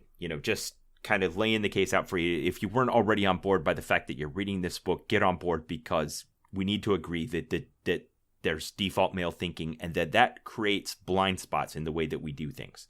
So she starts by talking about public services like transportation, zoning, housing, public toilets, safety, all those kinds of things, and just goes down the list with really good statistics to convince you, like what I mentioned about the crash test dummy, or how the way women utilize transportation is very different than the way men utilize transportation. I didn't know this, so I'm going to say it for our listeners. Men tend, especially if they're the breadwinner in their home, tend to go point to point. They go from home to work and back. And so any assumptions about how to create routes for public transportation are based on that assumption, that that's the way people need to use it. But women's travel patterns aren't like that at all. They're very complex. They go to drop a kid off to childcare, and then they go to shop, and then they go to help an aged relative, and then they go somewhere else. And a traditional bus route or subway route system that's designed for male default thinking of point-to-point travel doesn't fit women's travel patterns, and so it's very inconvenient and time-consuming for them. She pointed out a couple of examples. Like, most of the worst egregious ones are the hub and spoke method, where you have the hub at the center of the city and then just spokes that go straight out. And if a woman wants to use that form of public transportation, she has to make a bunch of unnecessarily travel miles to get to the hub before she can transfer to another bus to go back out to where she actually wanted to go. And she also has examples of some cities that identified this problem, switched to more of a grid method, and then that improved the travel lives of women that use the system. And then she also pointed out that there was cities that implemented different transfer passes. The ability to pay for the bus one time and then be able to switch onto different routes, which very significantly increased the quality of life for public transportation for women using it. So buses being a good example, once you recognize that the default thinking of the male travel patterns, if you recognize that women have a different default, and then you can adjust either the routes or the way that you pay for it that accommodates women, then it becomes less unfair to them. One of my favorite anecdotes that she gave was the city in Europe that said, it was a city or a country that said, one of the laws that we're putting in is anything that the government does, we need to analyze to make sure that we're not building in gender biases into this process or into the laws that we're implementing or whatever. And one of the old hat male dudes got on the paper and was quoted as like, well, at least this whole female thinking thing isn't going to infest the snow plows. And then like it was such a slap in the face to people that actually wanted this to be implemented that they started looking at the snow plows and how the snow plows operated in that country. And they found that, yes, actually, the routes... It was gender bias. It was gender bias. The snowplows were doing the same thing. They were assuming that men were the breadwinners. They were plowing the main road thoroughfares first, which were biased towards men's travel patterns and not women's. Yes, and so then... But they found out that most of the injuries that were being caused by snow and slippery conditions were female pedestrians doing their multiple points of travel throughout the day. So they switched it. The snowplows started plowing all the sidewalks first and the streets second. And they cut down like trip and fall injuries reported at hospitals by predominantly women by a statistically significant percentage. It was something like 20 or 30% went down. Yeah. Now, I'd like to think that just the fact that we're questioning our bias and aware of the fact that we have male default thinking is helping us to ask these kinds of questions. But you've more recently been to major sporting events than I have. Have you noticed the things she was talking about with women queuing up outside the bathrooms? That has always been a thing. And that's like, she brought that up. I'm like, yes, this is something that architects need to think about in big public spaces. Because of the way that men and women use the facilities, man, we're gonna get demonetized for this part of the conversation. But like, why? You're doing good so far. Half the time, men can satisfy their requirements with a standing urinal, which takes up less square footage in a bathroom space than a full stall does.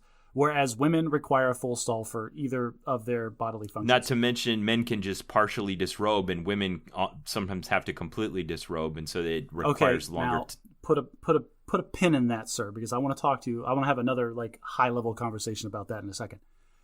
But the idea here is that more men can be served faster with less square footage than women can.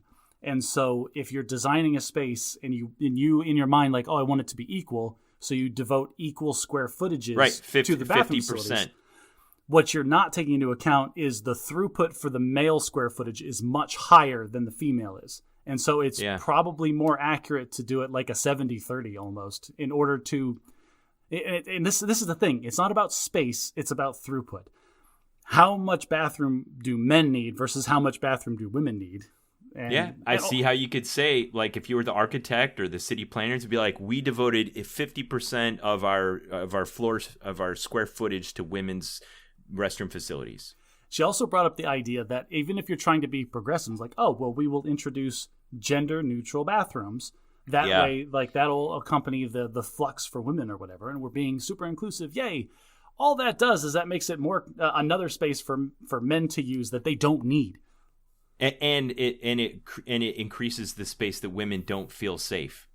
Right, because so I will say this. There's one or two times where I've been forced to use a women's restroom facility, and hands down, by and large, they're so much more pleasant than men. We are disgusting, Ben. And so if men use a gender-neutral bathroom, like, I don't leave a mess, but men do, and so the quality of that space is going to be lower than the women's only bathroom. Yeah. Okay, so up to this point in the book, I'm fully on board. Yes, there's male default thinking. Yes, there's bias in the design of our transport systems, of our zoning, of our housing, of our toilets, in crime and safety and all that kind of stuff. Then she introduces another term that she calls unpaid work. I hadn't heard this term before. I was aware of it. My wife and I talk about it all the time. It's the idea that a long time ago, for political reasons, someone needed to basically be able to measure the amount of economic output of a country, and they just had to make an arbitrary decision about what things would be measured to quantify the economic output of a country. And it was male biased, of course. And so it heavily weighted and measured the amount of work that men do and made the amount of work that women do virtually invisible. Now primarily. Right. And this is talking specifically about like housework or unpaid care work, like you're staying home to watch your kids. Elderly relatives. Yes. the kinds of things that are necessary work in a society but largely go unpaid. Now this is part of the thing where I don't disagree with her, but I take issue with what she says. Because, again, the tonality and the verbiage that she uses, like, oh, this is a problem because it's male default thinking, and we're just going to think about it this way. And then, well, let's take a time out here. It is much easier to quantify somebody that has a 9-to-5 job because they get a W-2 that says how much they got paid, how much work that they did, and you can easily classify it was in this type of industry. I think this is one of the themes in the book that, maybe it's harder to measure those kinds of things, but it's not impossible, and we need to try. It's not impossible, and we should try. I agree, but the way that she presents it, like, oh, well, we didn't even try. I'm like, well, hang on. There is such a thing in the accounting world as, like, if there's going to be more cost than benefit to measure a thing, then you don't have to do it. This is like a standard. Any kind of it's like having a standard deduction on your taxes. Like if you're going to itemize everything and still come out below this number, then don't even bother. Exactly. Like every governing agency in this country has they have to demonstrate that the benefit of doing this thing is going to be greater than the cost of it before it can be implemented.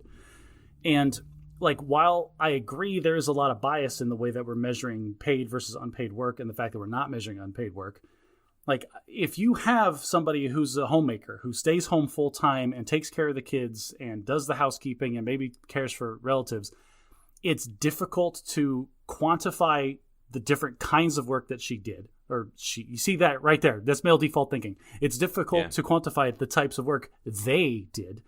And it's difficult to ask them those questions and then collect that data. She didn't go into great detail about her data sources sometimes, but for the most part, I felt like it seemed credible enough that I wasn't like, now hang on, where did you learn that from? But she said at one point that 75% of unpaid work is done by women. So that means that if we're going to say that unpaid work isn't counted, then 25% of the work men do isn't counted either. So it's kind of just a broader problem. However, the fact that we consider the work that's mostly done by women not work is a problem in that it's unfair to women. Well, now let's be clear. My wife and I both have, full-time jobs, but the work that we do in the house, like, that's work. I do some of the work, she does some of the work, but it is work. It's not what you're talking about is the legal definition for these surveys of work. Right. But she spent a good portion of a chapter just talking about housework and how it's mostly done by women and how that hasn't changed over time. So, okay, I need to... And I had a little bit of an issue with this because I think you and I both do a good amount of housework, but we're going to get ourselves into trouble here by talking about this. I am in no way going to say that I do more housework than my wife does. That's not possible. I think a healthy relationship is that both partners think that the other one's doing more work than they are. I agree. I think that's a good place to be. At the same time, I was listening to chapters about unpaid work while I was folding 3 loads of laundry, and I had a little bit of a chuckle to myself. Now can I take a time out for a second? I want to take a step back, and I have to say this, because this informs a lot of what I'm going to talk about for the rest of the time that we're talking about this book. I feel like everything that she said falls into one of 3 broad categories, and by the vast majority of what she said falls in the category of evidence towards her thesis that data collection at a macro level is gender bias, and that causes problems. The vast majority of what she said falls into that. It's got to be in the 80th percentile. Now, there is 2 other sections here. One of them is speculation because the data doesn't exist. She'll say things like when we talk about the PPE. Yes. She'll say stuff there is oh, well, we don't have this data because of the first problem I'm talking about, but we can reasonably assume, and then goes off on this long thing. I'm like, when she did that, I think that was my biggest problem I had with her book. And she does it a bunch of times, and yes, everything that you're saying is reasonable, but you prefaced it at the beginning with we don't have the data. Yeah, well, while we don't know, it's clear that this is because of gender bias.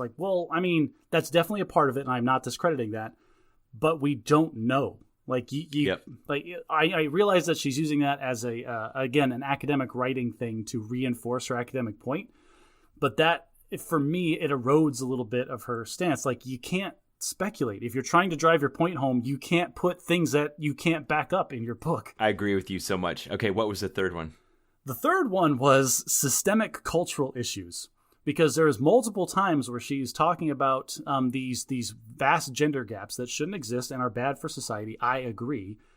But she's talking about them in countries that are like Orthodox Muslim or Orthodox Islam that, like, I agree with your point, but I can't change what Orthodox Islam says about women, what women should wear in public, or what they can and can't do with male partners. Like, I have no control over this. And yeah, I think if you had a diagram of the circles of control, I mean, she started with the UK, and occasionally she would branch out into what the US was like, and then even less occasionally she would kind of just look at globally, and that's where it was the weakest. Yeah, yes, and it's because, like, yeah, you can easily say, like, developed first world countries that say and have built into their systems of governance that men and women are equal on paper.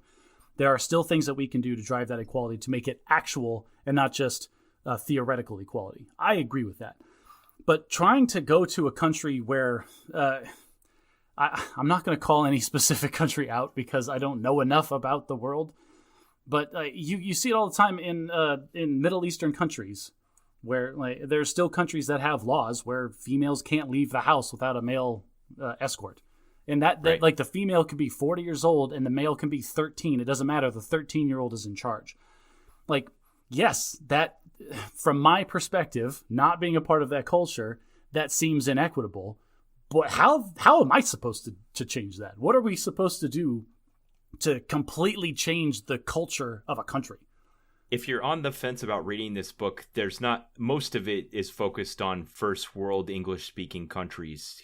That's what Josh is talking about, is a very minor part. So yeah, like I said, 80% of this book is very good and right to her point. It's this other 20% between those two other points that I wish, like, you're not doing yourself any favors by including this stuff. Yeah, there was one little vignette she gave where she had some boyfriend that was mad at her for constantly being on about feminist things, and she sounded like she wanted to settle this argument with her boyfriend in her book. And I was like, really? We're doing this? It's like, you should probably leave your personal bias out of your book. That's about eliminating bias in the world, but, you know, that I honestly, that didn't bother me. Like, that's just, okay. If you write a book or you write a song, you get to knock your exes. That's one of the fringe benefits of writing. Okay. Yeah, all right. I'll give it to her. So she gives what she calls the plow hypothesis. It's a lot of her chapters start with a little vignette that's something that's really easy to grok, and then she delves down into detail about it. The plow hypothesis is that in cultures where civilization was built around agriculture, a plow requires a great deal of upper body strength to operate, so it's biased towards men who biologically have a much higher proportion of upper body strength than women, and it necessarily pushes women to the side into other things.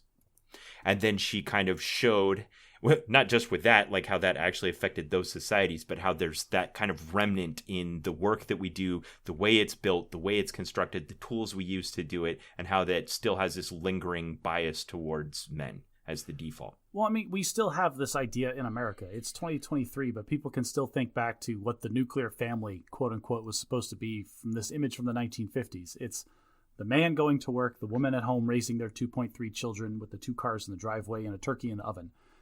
And, like, that's, while everybody wants to deny, like, oh, we've moved past that, like, it's still in the bones of the systems that we made in governance and the way that we're kind of raised. It's interesting that you point out how narrow of a slice of time that ideal was based on, because it wasn't like that before that, and it hasn't been like it after that, but somehow that became the norm. It was the soldiers returning from World War II, picking up a wife, getting a job at the factory, displacing the women that stepped up to work in those factories, and then going back to, quote unquote, the American dream, the way things were supposed to be, right? Yeah. So she mentioned specifically, and I don't remember what data source she cited, but she said as women join the paid workforce, men have not compensated by taking on a greater proportion of unpaid work. Did you... Well, but at the same time, we don't have any data on how much unpaid work is done and by whom. So, I mean, there are stay-at-home dads. I know stay-at-home dads.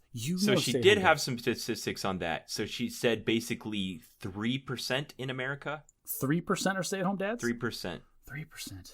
Yeah, okay. That's a vast minority. My audaciousness retracted. Yes, they exist, but you're right. They're a small minority then. She also mentioned how women work less and live longer, but are disadvantaged when it comes to things that are based on a fixed age, like, for instance, the age at which you can begin withdrawing Social Security benefits. Like, if you're going to work longer and get less income in the formal work system that gives you credit and then live longer, you're going to be at a disadvantage on a fixed income. Not just that, but then it all comes back to also PTO. PTO is a big paid time off, rather, is a big deal. So she talked about maternity leave. Yeah, and maternity leave. She talks about that a lot. A couple can have a child, and it physically impacts the male partner far less than the female partner, and that's just objective reality. You can't say different. But not allowing the female that's the same leeway in leaving and then returning to the workforce is going to have long-term ramifications on their career. Yeah, this is definitely a British person calling America out here, but she says the U.S. is one of 4 countries in the world that doesn't guarantee paid maternity leave. It doesn't mean we don't have paid maternity leave. It just means that the federal government hasn't decided to weigh in on that particular topic yet. Which is a problem. Like, if the government doesn't say you have to do it, then for all intents and purposes, it doesn't exist. Because if a company gets to say, oh, we are offering a benefit of paid maternity leave, like, we're going above and beyond the requirement, like, that's a gold star for that company. And most companies don't and can't do that. When you say can't, what do you mean? Like, what do you think it would take in order for us to get to the point where we're doing this right? And what does right look like? So you can't. There are small companies. Like, most of these federal laws kick in when you have 50 employees. Okay, if you have 50 employees on the books, now you have to start putting up the OSHA posters. You have to start doing all these extra. FMLA becomes a thing. Family Medical Leave Act. So you have to abide by federally protected statuses and things like that. But if you're just on the cusp of that, you have 50 employees and you have one person that's in a key position says, hey, boss, I'm going to be out for the next 6 months. That can be a real impact to your company. Like, 50 employees can be managed by 3 or 4 people. And if you have one of your managers leaving, like 20% of the management know-how, like, again, this is all anecdotal, but it's right. Easy to imagine a scenario where a key employee is now offered federally protected leave for a period of time that is difficult to accommodate for the business on its own without government assistance. Right. Why wouldn't the business just treat it like they lost a worker and rehire for that position? Exactly. But then what happens when that person wants to come back? Now, what? We're required to bring her back? We have somebody that's been doing the job for 6 months. Am I just supposed to lay them off? And this is where the government subsidies come in. Like, hey, we are going to not just miss out on this person being gone, but it's also money out of the company's coffers to continue to pay her for the time that she's not here. So I don't know if she did this on purpose or just hadn't considered it, but my opinion on this is that there are countries that, if you've ever seen those age demographic trees that show how old the population is, yeah. Sometimes they look like balloons, sometimes they look like pyramids, but basically for your country, you have at every gender and age a certain number of people in your kind of flowing through your population from birth to death. And there's a lot of things that your entire government and society rely on that hinge on that demographic thing. And in some countries, like Japan, for example, your whole society is going to fall apart if you don't promote people having children. And so there's a societal reason that kind of transcends human rights. They're not necessarily trying to do something that's good for women. They're just saying, if we don't have a work policy in our government that promotes women going out on maternity leave, our entire society is going to fall apart. So this is a very high-level macroeconomic problem because, like, look at America, for example. I've done no research, but I can guarantee that the birth rate right now is going down, and it will continue to go down just because of the current economic situation is making it very difficult for people in younger generations to start a family and feel financially secure. Like, we have a younger employee at the firm that I work for, and she confided to me that more than 50% of what she gets paid just goes to rent for her apartment. Like, she literally could not afford the extra medical insurance it would take to have a child at this point. Yeah. And that's kind of a larger macroeconomic problem. And she mentions things. She mentioned the wage gap, but she kind of just took Caroline Criado-Perez just kind of took that as a given and didn't really spend a lot of time talking about the wage gap in this book. I was surprised. And there's a lot of things that feed into the wage gap, and part of it is this idea that there is a potential maternity leave issue. Like, from a very cynical standpoint, it would be better for me to hire somebody that's more reliable. And it's undeniable that a woman that has expressed the interest that, yes, at some point I'm going to have kids, like you just said to me with your mouth that, okay, at some point I'm going to be out of work for at least 6 weeks. And like, as an employer, that's unattractive compared to the default male, which he says he's going to be here and he's going to be here and I can hold him to that standard. Her approach that she took on how to deal with this, and my moral qualms with any of these issues aside, I guess is a way to do this economically, which is just to consider it like a cost that we all have to pay that is borne unduly by one half of society that we should bear equally. Well, we shouldn't. It's not that we should bear equally. It's that we need to acknowledge that it exists, and we should make accommodations for this thing that we all value and we agree that we value, but we make no accommodations for. Right. Like, this is just a sacrifice that you are making. It's a great sacrifice, and we appreciate it, but we're going to do nothing to help you to make that sacrifice. I think she rightfully calls that out as wrong. So then she gets into taxes, and you'd think something as well documented and known as taxes couldn't possibly be gender biased, but again, male default thinking rears its ugly head. And she gave one of the examples she gave was the fact that, like, if you're at home caring for your family, your expenses can't be deducted, but if you're at the strip club with your friends, you can call it a business expense and it can be deducted from your taxes. I took a lot of issue with everything that she said about the current tax code. I was teeing this up for you to hit this softball, Josh. Go ahead. What's your perspective on what she had to say about gender bias in taxes? To be absolutely clear, being at the strip club and tipping strippers is not a deductible expense. Entertainment expenses have not been deductible. She didn't say tipping strippers. She said the drinks that you buy. Now, the drinks that you buy, those are deductible. Like, if you're there with business meetings, that's food that you're providing. As long as you have a separate invoice for that, like, she's not wrong there. Now, she did say one thing that struck me as weird. I don't know where she got this or what tax code she's looking at, but she was explaining kind of the graduated income tax scale system that we have. Oh, I'm so excited to talk about this stuff. And just the different brackets that you fall into and how they work. And then she said, oh, well, if you have, a large wage earner and then a small wage earner, say you have a husband that's working 9 to 5 and you have a woman that's working part-time, his stuff is taxed at these lower brackets first, and then hers is taxed at the higher bracket. And that might have been something unique to the British system, but go ahead. But she was explaining it as if that's how the American tax system works. And I regret to inform you that is not how the American tax system works, actually. All the money goes into a pool, and it's not differentiated. It's all treated as the household's money, and it gets taxed at the specific rates regardless of who earned it. I think she may have been describing the British tax system. What she might have been trying to talk about was community property versus non-community property states, where some states will make you break down, this is how much each spouse earned, and they get taxed differently based on their own income. But in that case, they're not combined. It's specified. This person earned this much, therefore they pay this much tax. So I don't know where she got that. Me either. Now, in the next chapter, she talked about what she called the myth of meritocracy. And that is, like, well, we consider ourselves enlightened. We're a modern society. We've been considering this stuff for a while.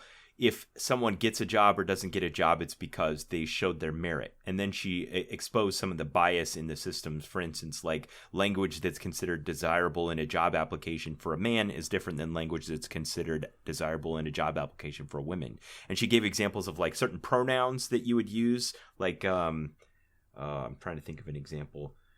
Aggressive. Aggressive, proactive, like assertive. Yes. If you have those kind of pronouns on a male job application, it's considered desirable. But if you have them on a woman's job application, it's considered undesirable. And that goes back again. Now she's blending, like, professional life with culture again. Like, if somebody has a bias against a woman that is assertive in her position, that's a personal bias and a cultural bias that's not necessarily directly related to the professional circumstances. Does that make sense? I was willing to grant her that she was pointing out that there were double standards that exist. There are absolutely double standards. And I think the better way that she illustrated that is by having those double blind tests where we presented these resumes to people and didn't and left on all of the gender, name, age, and all the identifying information. And with those applications, they selected these candidates. But when we presented them exactly the same resumes with all of the identifying information removed, it was vastly statistically significantly different in the genders that they chose to follow up for interview. And I agree with what you were saying, that this isn't a systematic problem as much as it's revealing a residual gender bias as a culture. So then what do you do? Because culture eats policy for breakfast. We've identified a problem with our culture that we want to correct, but until we change the fundamental way that human beings think, spoilers, that's never going to happen. We need to build it into our systems to fix it. So she gave the example, the well-known example that we've talked about on this podcast before, about how they said that they were ungender biased in tryouts for the Metropolitan Symphony Orchestra in New York. But then when they actually instituted blind tryouts where they would have a shield up where you could hear the performer but not see them, it resulted in a symphony orchestra that was 45% women. Which still isn't 50-50, but I don't know if that just reveals it went from cultural bias. It went from 10% to 45%. Like that, right. It became not perfectly an actual but more correction, reflective of society as a whole. And I don't know if there's as much low-hanging fruit like that out there waiting for us to just put some new function in place that fixes it. But one example she gave that's really alarming is careful with the words, man. I mean this on purpose. We've introduced things like algorithms that do things like searches online or those kinds of things where we don't know why it reveals a gender bias. We don't fully understand it, and we don't know how to fix it. Yes, and this goes back to the idea, we've talked about this before, the way that we are currently training AI with large data sets. The AI we don't know how the AI is learning what it learns to do. We just know that it's reliably doing what we want. We can see the output. Right. So sometimes it serves as like a magnifying glass that magnifies our societal bias towards males, and we don't know how it got that and how to make it stop. Well, we know how to fix it, and it's to change the data set. Because this is, again, it goes back to our hypothesis that these data sets, the data that we collect, is gender biased because by and large the people that are collecting the data didn't take gender into account, or they were made and designed by men. Yeah. Now, so something she talked about. Oh, I don't mean to while we're kind of talking about systems and things. One of the things that she brought up in the public service sector that was it the UK that did this is one of the parties instituted this thing where they could do, because of the way that elections work in the UK, which I'm not 100% on, but as a me borough, either, and I lived there for 3 years. Whatever district that you live in, you get to vote for an MP, and that MP goes to Parliament to represent you. And then whoever has the majority in Parliament, they're the ones that get to pick the Prime Minister. That's the extent of my understanding of it. Now, what she was talking about was there's other countries that do proportional representation, where you have these two parties that are running, and the parties each put together a list of these are the candidates in the order that we are going to present these candidates. And then for that geographic region, they count all the votes. And then if the votes went 60% to one party and 40% to the other party, then 60% of the MPs that go to Parliament are from the one party and 40% of the MPs are from the other party. And the idea there is that it's not all or nothing. It's this 40% that voted the other way isn't completely disenfranchised because they lost the election. They actually have just a smaller but still a voice in the governance of the country. Well, one of the parties implemented this ability or this thing where they would have all female lists, and they would just say, this borough, it's like all of our choices are female, period, dot. And then as you vote, you're just voting in more female representation into the parliament. And then they had another version where every borough had to submit two lists for each party. One was male and one was female, and they would zipper together. As they got a new MP, it would alternate which gender the MP was from that party. And so first of all, I like this proportional system much better than our first past the post, because it feels like half the country hates the government that's going on because, this isn't my government, this isn't my president. You would probably feel better if you had a more indicative or a more proportional representation of your ideas in the Senate versus it being all or nothing one way or the other. Yeah. Also, this idea, there's so many problems with first past the post, But I like the idea that we're not voting for a person, we're voting for an idea set. And then let the party do all the politicking amongst themselves over who gets to be on the list. Let you weird people-oriented people and you social butterflies, you argue amongst yourself and go kiss each other's butts. And then I'll just vote for the ideas that I want represented. So she never came out and said this directly, but I want to say it for her. I think if we think that we have a representative republic and we have people that are elected leaders that are representing us, they should be half women. Like, how else can we be looking out for the rights and needs of half of our populace? The average age also shouldn't be 70-something, but that's a different topic altogether. Is it really that high? That's hyperbole. It is higher than it is high, and it is higher than it has ever been, but I don't know if it's that high. All right, well, while we're throwing out statistics, one that I looked up and I want to ask you, do you have any idea what % of lawyers in America are male or female? I don't have the statistic off of the top of my head, but the way that you're asking me this question and the topic that we're discussing, my inclination, my bias wants me to believe that it's a majority men, but the fact that you're asking makes me want to believe that it's actually majority women. Well, I am leading to something that's going to play into what you just said, but both doctors and lawyers are approximately 70% male. What about certified public accountants? So I go to conferences and I look around. That's much more equitable. I would say that's much closer to 50-50. 56% female. Well, there you go. Yeah. Of the almost 500,000 certified public accountants in the United States, 46% are male. Good plug for certified public accountants. Like we're more fair and equitable than lawyers. Come talk to us. It's great. Yeah. So she described what she called the Henry Higgins effect. She went back and talked about this old musical called My Fair Lady, where he's trying to turn Eliza the street girl into a refined woman of society. And at one point he says to her, "Why can't you be more like a man?"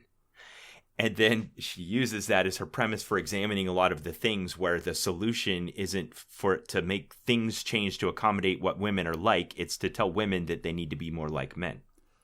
Currently, like that's not the solution. That should be isn't we need to look at these things and change them. We'll identify these problems and then we'll say, oh well, you just need to be different. You need to change in order to fit the system better. Right. And as bad and as discordant as that sounds for things that are behavioral, that also seems to be the case, like we'd mentioned earlier, for things that are not, for things like seatbelts and medicines and body armor and gloves and helmets and those kinds of things. Even closer to home, Ben, how much discontent exists over the differing PT test standards for men and women in the military? There is every time I took a PT test, there was always somebody complaining about how much easier the females had it, and they're supposed to be doing exactly the same job. And I just want to smack him every time. Like, you can't expect that woman to do what you do physically. This isn't a test to see if you're a hoorah, like, soldier man. It's a test to see if you are going to drop dead of heart failure in the next 6 months. Kinda. I'm not sure. She didn't take this on in the book, so I'm not sure how far down this rabbit hole I want to go. But there is some other aspects to that maybe the Army focuses on more than the Air Force. Like you said, in the Air Force, it's probably just more important that you're physically fit for your own protection. But in the Army, there's a great deal more potential for you to need to do tasks where you could potentially be needing to, like, pick up another human being. Yeah, and a lot of what they do in their physical fitness is centered around that.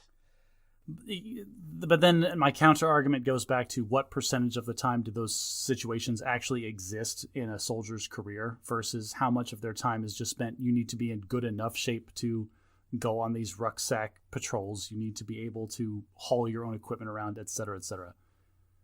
Yeah. Well, again, if we start getting into this, there's a lot. We could probably devote a whole episode to just talking about this issue, and I'm not fully read up on it right now. It is all right. I'm gonna drive my point home. One last point, because it's my podcast. I'll do what I want. Is it fair to disqualify a woman from a combat role because there is a 0.01% chance that she'll have to pick up a heavier male comrade and carry him more than 100 yards? You're asking me if that's fair? Well, it's a hyperbole, but like this is the idea. Is like, oh, well, soldiers need to be in this level of shape because they can be called upon to do these amazing things. Like, okay, so then if you're not in this level of shape, should that disqualify you from everything else that goes along with being in this career field? My wing commander right now is a woman. She's the first ever woman in this theater, in this job. And I think she's an amazing leader. And what she brings to this fight and this role isn't physical strength or stamina. It's something else. Right, exactly. I think. Exactly. Like this. So that's where I'm coming from when people complain about the PT test. It's like you're just trying to gatekeep military service for no reason. Yeah. Well, at one point I wrote down, man, this woman hates Apple Computer because Caroline Criado-Perez just thinks they're the devil. I don't know why. Of all the things she had a crusade against. But there's a chapter she had called A Sea of Dudes. And she just kind of talked about all the ways in which the assumption was just male default. Like how phones are designed for male hands because they're hard to use with one hand if you're a woman and you have small hands. Or AI algorithms assume words that should be gender neutral, like doctor, mean male. So I don't want to nitpick. I agree with her basis. Like I shouldn't be saying that, but like phones got bigger, not because men wanted bigger phones and they can use them easily. Phones got bigger because they are a screen and they are the computers that we carry around now. Everybody wants they got a bigger screen. And then they got smaller again, and they were going towards some ideal, and that ideal was based on ergonomic testing, and the testing was done on the default male. It was done with the 50% male hand. Well, they can solve for this in software. My wife's phone, when she opens her text messaging app, the keyboard is smaller and scrunched to the bottom right corner. It's not distributed evenly across the entire bottom of her phone. It scrunches to one side so she can type easily with that hand, which makes it impossible for me to text with her phone because I have enormous thumbs. So there are accommodations. So she wasn't talking about that kind of thing, but I agree with you that we can do things in software that easily accommodate. So that's a great example. You were asking, what can we do? This is an example. Like you have this phone that's gotten big because you want a big screen, but you can do something in software that's easily done that recognizes the reality of your users and accommodates their different sizes. Another thing she pointed out with the phones specifically was that there's a step tracker apparently in the Apple iPhones that works fantastically if the phone is in your hip. Like if it's in your pocket or in your back pocket, counts your steps perfectly, but fails spectacularly if it's in a purse. Right. And again, that can be solved just by understanding that you have that bias in your design and then finding new ways to accommodate it. And then that can be solved with software. Right. And so this goes back to her main hypothesis, is that there is gender bias in the world that while some of it can be malicious, we should attribute it to ignorance first. It's not that we discluded women, it's that they weren't included in the thought process originally, which is a problem, but that doesn't mean it's unsolvable. It's just we have to systematically build into both, every facet of life, right? Your own personal decisions to decisions that you make at work to decisions that are made at government to factor in how these decisions are going to impact women and how we can minimize that impact or adjust so that there is no real impact. And I think that shows a positive progression. We went from maybe maliciously defaulting towards males to unknowingly defaulting towards males to being aware of our bias of defaulting towards males to actually finding meaningful things we can do to change. Aw, that's such a hopeful note to end on. So there's a whole section where she talks about medicine, and she talks about how all of her medical testing is done almost exclusively on males, about how our treatments are biased towards males. Like, for instance, heart attack diagnosis for women is very different from men, and how we are biologically different down to the cellular level, and how that really matters when it comes to the effectiveness of medications, to the choice of treatments, to the diagnoses you get, all these kinds of things. The medical world, it really, as much as we want to think that we've got the human body solved and figured out, the more you hear about stuff like this and the more you learn and read about just the way that the medicine works in general, the more you realize, no, we're still very much in the dark ages about how the human body works. And we'll just throw stuff at the wall and see what sticks. Like how Viagra was originally intended to be a heart medication, and one of its main side effects was, well, what Viagra does. But they didn't know that. there is no, like, the human body is too complex to understand how this weird string of chemicals is going to impact the human body. So instead of trying to simulate it, we'll just have a bunch of people take it, sign liability waivers, and we'll see what happens. But what she also, the reason she brought up Viagra wasn't that at all. She was talking about the fact that it also showed itself to be a very effective medication for treating women. I think it was for high blood pressure. No, it was period pain. There's a very specific relief, Latin word relief of associated. menstrual pain. Yeah, but I don't, and again, like, I don't know the medical definition of the word that she used, but women because that wasn't this pain, and that wasn't its main focus, and it was never clinically trialed for that, and nobody's willing to fund clinical trials for that. That's it. That was it. Even though it was shown to be very effective for treating something for women, because that wasn't the purpose and they had male default thinking, they terminated the trials and it never was found out. The guy that was doing those trials ran out of grant money, and he asked for more grant money, and the government didn't want to give it to him because, this isn't, because we have a data gap. How many people is this even impacting? Whatever. That's not inconsequential compared to other things that we would prefer to fund. And then he couldn't get funding from the pharmaceutical company because this product is, now it's in its generic form, so it's already cheap as all get out because everybody's just making knockoffs of it, whatever. So I'm not willing to shell out this much money for a clinical trial to potentially open up a new revenue stream for a medicine that is generically available and is like minimum return on investment already anyway. Yeah, I don't know how we haven't overcome this already. I mean, she made several really strong cases for like things that were done for male default that are shown to be effective for women, that women are a viable market and a force to be reckoned with in an economy. Why did they get relegated to the back seat like this? Well, my cynical answer for you for this specific anecdote is because of return on investment in the big pharmaceutical companies. Like, other countries don't have these problems.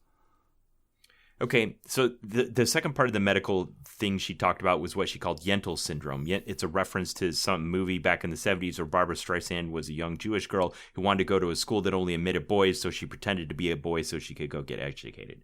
And then she talked about that in the medical community, about how we just assume whatever works for a man will work for a woman, but sometimes, in a lot of cases, it can even be lethal because you misdiagnose someone, don't give them treatments that they need, or fail to understand what's wrong, and then women are harmed because of this male bias in everything that we do in medicine. We just don't know how the human body works. We just don't know. More so about the female human body. Yeah, that we haven't clearly. She has made a very strong case for we have done very little in differentiating between the male default human biology when it comes to medicine and the female one. So, as she starts to wrap it up, she talks about the three areas that we can focus on that will help women: the female body and why it's invisible, how we routinely forget to accommodate the human female body in design, which means that in medical, technological, and architectural ways, things are at the low end, they're inconvenient for women. At the high end, they're lethal. And we need to be better about recognizing that and accommodating it. I agree. I think we can do that. Then she talked about male violence against women, that we just don't have good data about, and that rape and sexual violence is much higher against women than it is against men. We need to understand it better and do more about it. No arguments there. And lastly, us not understanding unpaid care work and how that impacts women's equality and the value of what they bring to society. No issues with any of that. Yeah. There's so much cultural things that we need to do to fix these problems, but at the same time we're headed in the right direction. Just like that book you referenced to me, everything's always getting better all the time, so stop doomsaying. Just the fact that, like, if she even tried to print this book, I feel 70 or 80 years ago, she would have been yelled down at, like, the publisher. Nobody would touch it. But she can publish this now, and then she's got two admittedly super biased white guys, like, reading it and talking about it. We're trying to be better, but this wouldn't have happened in the past. Which is not to say that the improvement that we made in the past doesn't discredit the improvement we need to make in the future, though. And I don't think the reaction she's going for is unqualified outrage. She doesn't want us to read her book and go, "This is right, burn the system." She just, I think what she's going for here is to try to get guys like you and I on board so that we can make small changes wherever they pop up that are meaningful for us. Maybe someday you'll own your own accounting firm. What will you do to help promote a safe and accommodating workspace for women and ensure that you have equal, that you provide fair workplace and rights for them? I will not have gender or names listed on my resumes when I'm hiring. Yeah. I was thinking about this too. This past week was the Women's World Cup in Australia, and I've been watching it, and I was kind of consciously aware of the fact that we were having professional women's soccer, which has existed for more than a generation or two, and the announcers were mostly men talking about, yeah. And I was like, that's not right.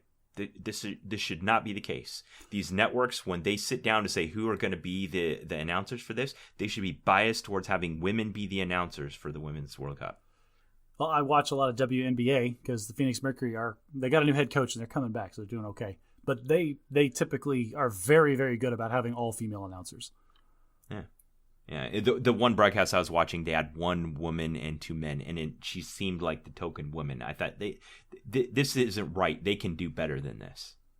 Well, that might go back to culture. Where are these countries coming from? The countries that want to watch the Women's World Cup, are the culture biased towards women announcers?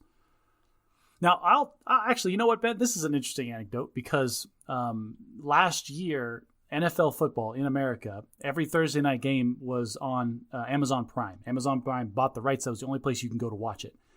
And they did something that was really interesting is they introduced separate audio channels where the main audio channel is, whatever the broadcast announcers and whatever they're doing is. But there was a separate broadcast channel that had all female commentators on the same game. And it was really interesting for a couple of games to switch over to that one and listen to the kinds of things that they were talking about versus what the male commentators were talking about. Obviously, the conversations were very different. Okay. I'd have to listen to it and form my own opinion about it. Now, towards the end, she delves a little bit into what she thinks the future might look, and this is a dangerous place to tread into. Like you said, even her own book, 10 years later, maybe if she were writing it again today, she might have to focus on different things because of the stuff that's changed. Like how you mentioned, software has allowed us to accommodate differences in design, but she called it the petabyte age. About how we're getting into a time where we have so much data about so many things, we should be able to start to fill in this data gap instead of just using it as an excuse. Well, and she brought that up specifically because there was somebody, I don't know if it was a Google engineer or some AI guy, was talking about like, oh, we don't even have to understand these things anymore because we just collect all the data and then we let AI learn on it, and then that will provide us with the correct answers. It doesn't matter what the steps are. It doesn't matter how it got to these conclusions. If we just feed it all of the data, then we will get objective reality out the other side. And then her counter argument was, but you're not, because we can demonstrate that there is a gender bias in the data that we currently have. Yeah, I guess it could have a tendency to be a bit of a self-licking ice cream cone there. So how did this book change me? I read it once 3 years ago, and I read it again this time. I feel like it's definitely helped me be conscious of my own blind spot and be willing to check it. Because that's what you do when you have a blind spot, right? If I'm in my car, just knowing that I have a blind spot means that if I'm going to do something that could potentially be dangerous, that I check it. So that's what I'm doing with my gender bias, with my male default thinking, with my, this gender data gap is I just aware of it helps me ask myself the critical questions that maybe helps me pause long enough to think through something I otherwise wouldn't have. That's honestly, that's a really eloquent way of putting that. This is a blind spot, and like you do with blind spots, you have to consciously check it. And you have to consciously know that you are ignorant of the experiences of half the population. And you need to inform yourself. You need to go out of your way and make the conscious decision to be knowledgeable, to ask questions, to like, hey, even like your day-to-day life when you're talking to your spouse, you need to be aware of like, hey, I am planning on making this decision. How does that affect you in ways that I might not understand? Yeah. And the other thing I'd say I took away from this was that we can make some quantum leaps forward in improving this gender data gap by making some unqualified steps forward in representation. As in, like, we should insist that half of our government representatives are women. And that can help because men, I wrote down what she said, women don't seem to forget that women exist as easily as men do. In the Barbie movie, there's that scene where she bursts into the boardroom all full of men, and they kind of with straight faces tell her how everything they're doing is in the best interest of helping little girls grow up to become good women. And it's done with the kind of tongue-in-cheek, with this satirical sense of like, how could a room full of men actually do that? They can't. Yeah. And if you go into the Mattel boardroom and they're half men and half women, and then they're making decisions together about how to make toys that promote values and meet the needs of women, of young girls, that doesn't seem like as big of a leap. And that's something we can do now. That's something we can make happen within a generation. We can do in the military, in the workplace, in our government, in everything around. And then when we solve that problem, it will help solve all the other problems.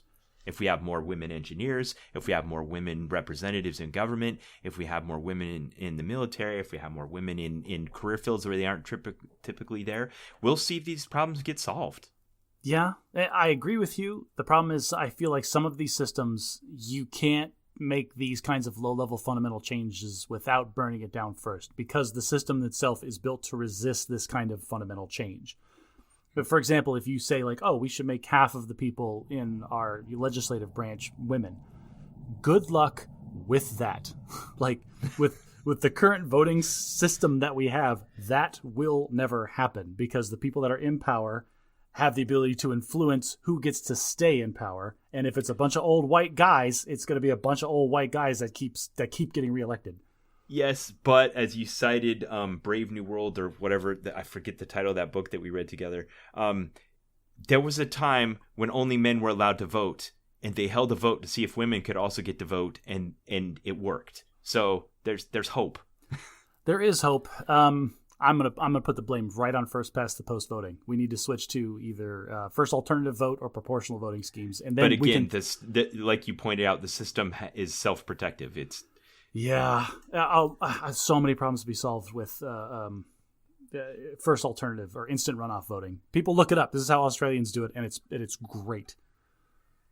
Yeah. All right. Well, I'll put a link to the book if we've convinced you that you want to read it. I'll put a link to a couple of her TED Talks. One that's just kind of touches on a few main points of the book, and then the other one that's the one I was talking about, where she shares her experience of all these threats of sexual violence that she got when she was trying to advocate for women on currency in the United Kingdom. Great book. Changed the way I look at the world. It could change yours too. Thank you if you listened through all of this. If you have something you'd like to contribute to the discussion, we'd like to hear from you.